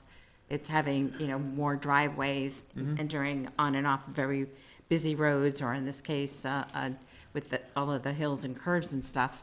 And I know there's a and- narrower section of the roadway as well. Right. Yeah, Right, which is why I was asking. yeah. I think if that was certainly a concern, if there was ever a motion, I don't think it would be up in arms that we have to do a shared driveway. Again, it would really just look like a single driveway, but in the future, if it was ever built on, it would be in compliance and actually require the use of that. So there would be another driveway in the future in that scheme. Okay. I don't see an issue with that if we get to that point. Okay. Does anybody else have any questions? So you would entertain a stipulation in that regard? That a common, shared driveway on the common lot line? Yeah, I don't see an issue with the proximity to it, if that was something the board Okay. wanted to entertain. The issue about the proposed house, it is on the high spot. And it doesn't make sense to push it back, because then it would be below grade per se, right? If you went back, it's going down, so it doesn't make sense to push down, because that's, It could, yeah, and I was actually, I was looking at it, yes, it could push down, and we could still make our 4K area, have no impact on that well radii, because that well is really shown as representative. They're gonna come in and they're not gonna build it farther away from the house than they really have to. They just have to make sure they meet the setback requirements from the septic. okay. So that was. Because of the way the topography is, the finished floor of the house will actually wanna lie right about road grade, if not slightly below as is. Yeah, And again, this is representative as well. I think their intent is to show that they don't want to build way down the hill, longer driveway, that kind of thing. So I wouldn't say that this is locked in, we're staking the house out in this Right. location. But I'm not sure. just note the they would be able- concern. Yep, That if you push back more than 50 to 75 or 100, yep. that's just one of the abutters' concerns. In which, I'll be honest, just looking spatially, if there was ever an approval that has stipulation for a shared driveway, it would be likely that they may want to do that to provide a less hairpin kind of driveway layout to get to their house. So there certainly will be a lot of details if there's ever a house built in this area, that would have to be shown, likely shown on the septic plan. Okay. That's kind of used for both septic approval, but also lot So layout. that addresses two of the three major concerns that I heard. Right, but Yeah. But if they didn't subdivide this lot at all, they could put that house right where you show it, right? Correct. so it's gonna be close to the road. Yeah. And it's all field, so if you move back 100 feet, you're still gonna see the house. You're not gonna be Yeah, behind and woods. that is a good point. This is an existing clearing Yeah, in this it's area. all open, so. yeah. But yes, the existing lot as it stands today, if they just came in with a building permit, there is sufficient area across the entire frontage to do the 30,000, to build a house in this location. Mm-hmm. Right, you don't have to meet any of these other than setback. Correct, Right. yeah, yeah, right, if it's a lot of You don't need a record. 30,000. If there's a lot of record, I don't have to show Dale that I have a 30,000 square Right. foot, I need to show him that I meet the setbacks, correct, yep. I would just like to comment that the back portion of this, it is truly poorly drained wetland because it's a fen. It's another glacial feature. And so that water just is there year-round, and it's a very natural habitat. And it's actually a bog in more common terms. And it has a lot of unique plants and animals that live only there. And so if you start trying to build there and draining there, you do away with that whole natural habitat. So I think that's something to also consider. And that's where, if we build in that back area, that's, on the plan where this larger area, this kind of area, that's that break point where the flow either comes forward to this smaller wetland, it's all interconnected, or there's direct contribution to the back wetland if you're beyond that ridge. Because that topography just continues to drop as the property goes. Anything else? Yes. Okay. Looking at the chart that you have up right now in the chair, showing the two locations, the potential locations. Yes. The parcel in contention here is, has a less than 30,000 square foot of buildable area. If you kept moving that lot backwards, you're really only gonna get buildable area until you get the one that you're showing as a possible. Yeah, so this, But you're gonna be going through that esker. A new word. you're correct, yeah, that's, this area in the hash in the back, which, what the portion that's hashed is called out as the roughly 47,500. This limit that we show on the plan right side, honestly, was just to show that we met the requirement. We have more upland space, this could be expanded, and that's why we would have likely in excess of 60 to 80,000 square feet of area, that again, if this new lot had to extend that far back. But you would have that area. you would be converting a proposed 2-acre lot into 5 or 6 or 7 acres. or whatever. Correct, and then traversing the wetland and going through that esker in some fashion, or trying to get around it. So this is more or less, we're looking at trade-offs. If we do this, we get that. If we do that, we get this, et cetera. As you suggested, there's a fen or a bog. Thank you. Yeah.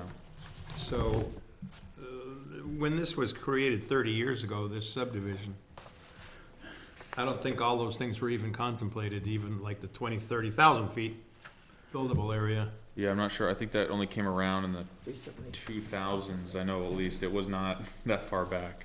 But the 200-foot of road frontage Yep. is preserved right now, or at least it could be, because they had the foresight of making it a 400-foot wide lot. Somebody did, yeah. Somebody did. I'm not sure if the 200 was, I assume that also has probably been around, but Okay. that would make sense why that dimension was used. So, and if you did that, if you extended that upper lot all the way back to where the second house might be built, then you've created another lot down below that essentially might not be buildable at all, without going all the way back into the buildable areas. log and the fen. Yeah, the buildable areas would need to extend back further. They can, we just chose not to show it, because we showed compliance with the 47,000. this buildable area could be stretched back. We don't have any, there's sufficient area here in the back, topography wise, there's no setbacks, wetland setbacks, we can meet those and extend the buildable area in the back, which, if we had to go to a deeper new lot, we could split that area, meet setbacks, and still have two sufficient areas for 30K for each lot. So you would be looking at almost two potential homes set much further back from the roadway, on much deeper lots, is what that would look like with either two long driveways, or if we go with a common driveway scheme, one very long driveway. All right. One other thing, I kind of jumped into that. On the lot that we're looking at, there seems to be a distance of about 50 feet between the well setback and the proposed dwelling unit. Probably, yeah, 50, I'd say 50 to 70 feet from the setback to the house, yes. So. Yep, and the setback itself is a 75-foot radius. And it doesn't look like there's a terribly, my eyes aren't good enough to read these little teeny little numbers here, but it doesn't seem as though the land falls off dramatically over that 50 feet. Could the house be built a little further back, but not encroaching into the 75-foot well radius? Yeah, and actually in terms of state regulations, the well radius can extend over the footprint of the house. It just cannot extend over the 4K area for the purpose of approval. So yes, I do believe, I'd be nervous to say agree to a extended setback, not having the applicant here, but I believe naturally if the board was inclined to condition any approval on, say, a shared driveway, common driveway, I believe the house will need to slide back and not be up against the setback, just because the driveway would be very odd. It would need to be kind of set back to have more of a meandering driveway to get to the side if it was asked to be common, because it wouldn't line up with the garage, it would be offset. I want to remind everybody that we are discussing whether or not to approve. Yes, I understand. Okay. But I was only asking about why the house was located closer to the road instead of further back, which was a contention of the abutters. Yep. Yes. One other quick question, and then I'll shut up. Where's the septic? It's that area, it's on this, we could have probably made the shading a little bit darker. It's this box on the north side of the building.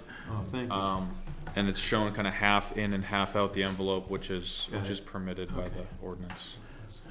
Yeah, but would meet the 20-foot setback that, all right. And that 4K area is obviously much larger than what would actually be needed for a actual septic system. Thank you. To be located. Okay, so again, the request is, do we approve or not approve the applicant's request for a lesser buildable area or not? We don't have the option of saying that they're going to move the property back or any of those other things that we've been looking at. It's simply, do we approve their request as stated or do we not? So do you have any other questions? And if not, then let's, I will entertain a motion.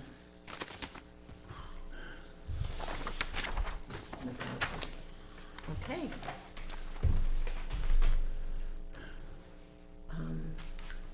I move that we approve the variance application before us. I have the numbers here, here it is. Not on here, is it? You know, you can give it right to the. I know, Alana gives us a little agenda page. Anyway, the numbers can go in there. 25-005. Thank you. VA Stoddard. 25005, the Stoddard application as requested. And I want to say outside of this motion, that Ian and I are not related, even though he has the same last name I do. We belong to the same clan, I suppose, but we're not related at all. Yeah. All right, there's a motion to approve the application as requested. Is there a second? I'll second. Seconded by Mr. Bonzer. It's been moved and seconded to approve the variance application as requested. Any further discussion? Seeing none, we shall proceed to vote. All those in favor, please signify by saying aye. That's 1, 2, 3, 4. 4, 1, 0.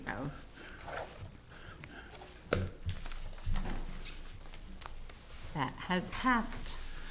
Again, the same 30-day. Yep. Okay. I think protecting the wetlands is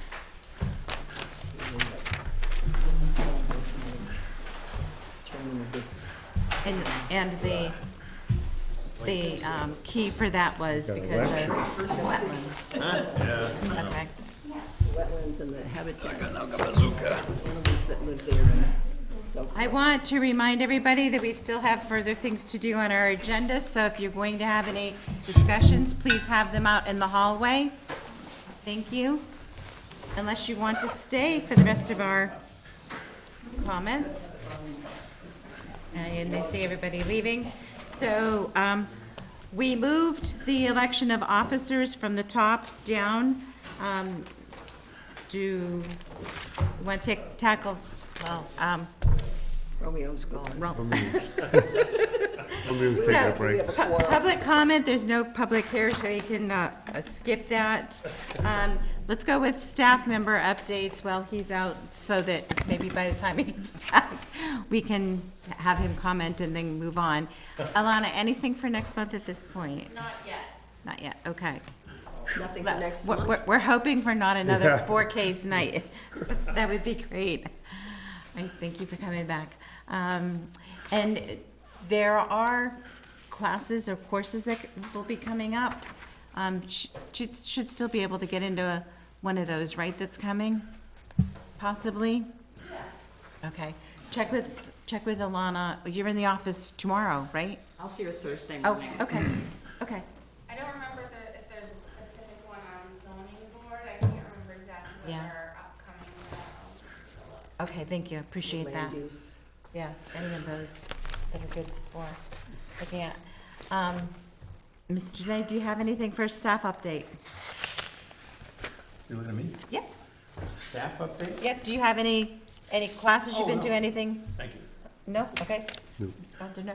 I would like to encourage people to get on the state legislative sites, because there are it was brought up several times today that we have the 2-acre lot minimum. There is a bill before, I don't remember if it's the Senate or the House, looking to change that to 1.5. Yeah. And there also are other land use legislative bills that are coming up.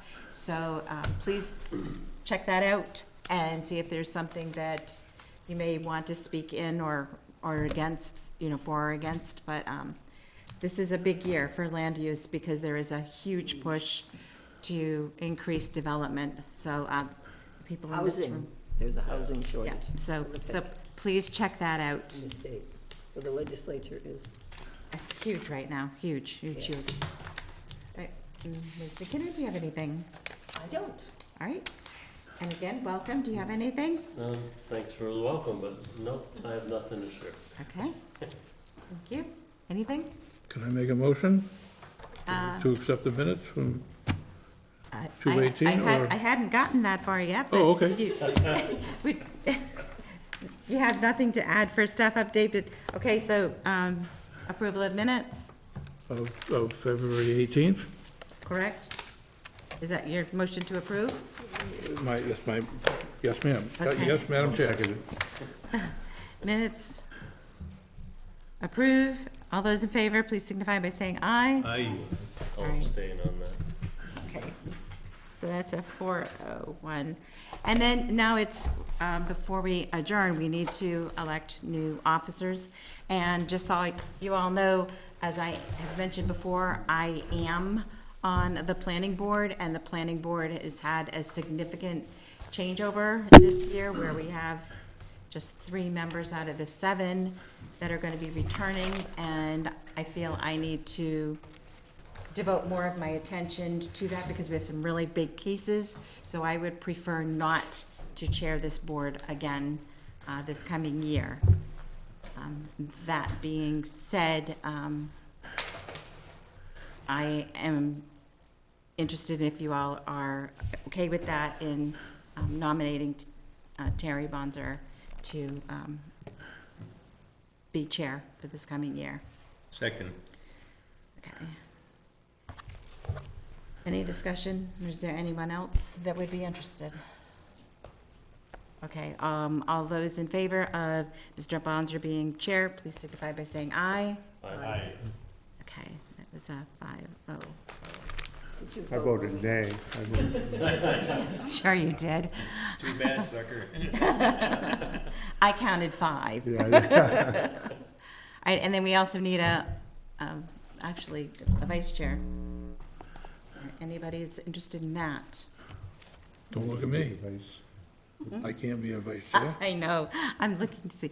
Would you be the vice again, or do you want to move away from the whole thing?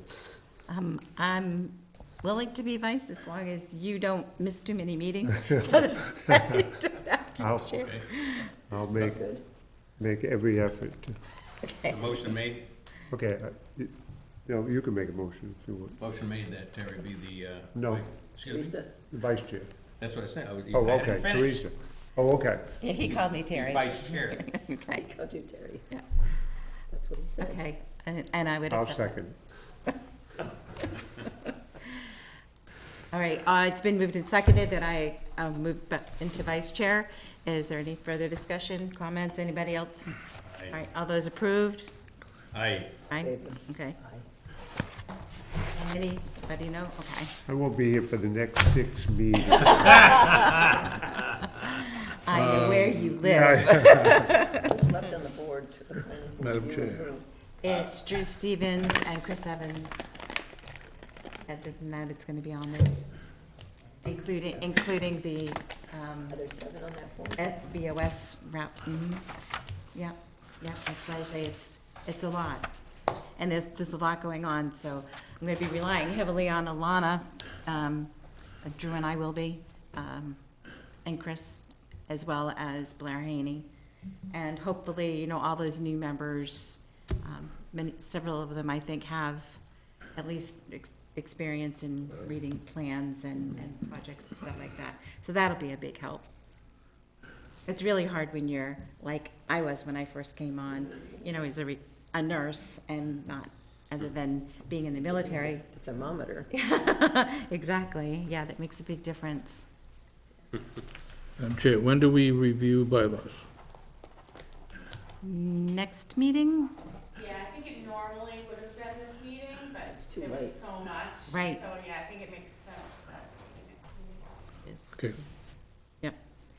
And again, you'll be required to have been sworn in the next meeting as your position as alternate, because your term is up, right? Your 3 years? I think it ends in March. Which is This what is we are, March. that's why I said the end of March, this month. So, meet with either, She said, after we vote, we'll do it. right, okay. Anything else? Sorry for the late hour, but that was. Motion made to adjourn. Had these cases. We don't have a secretary on this. Yeah, that would be nice, but, no, we don't. You. All right, motion to adjourn, everybody, okay? So moved. All right, that's Terry now, because you're now the chair. Oh, that's right, too. We have a motion to adjourn. All those in favor, we have a second, Aye. right? All those, Aye. all right, okay. Romeo, please.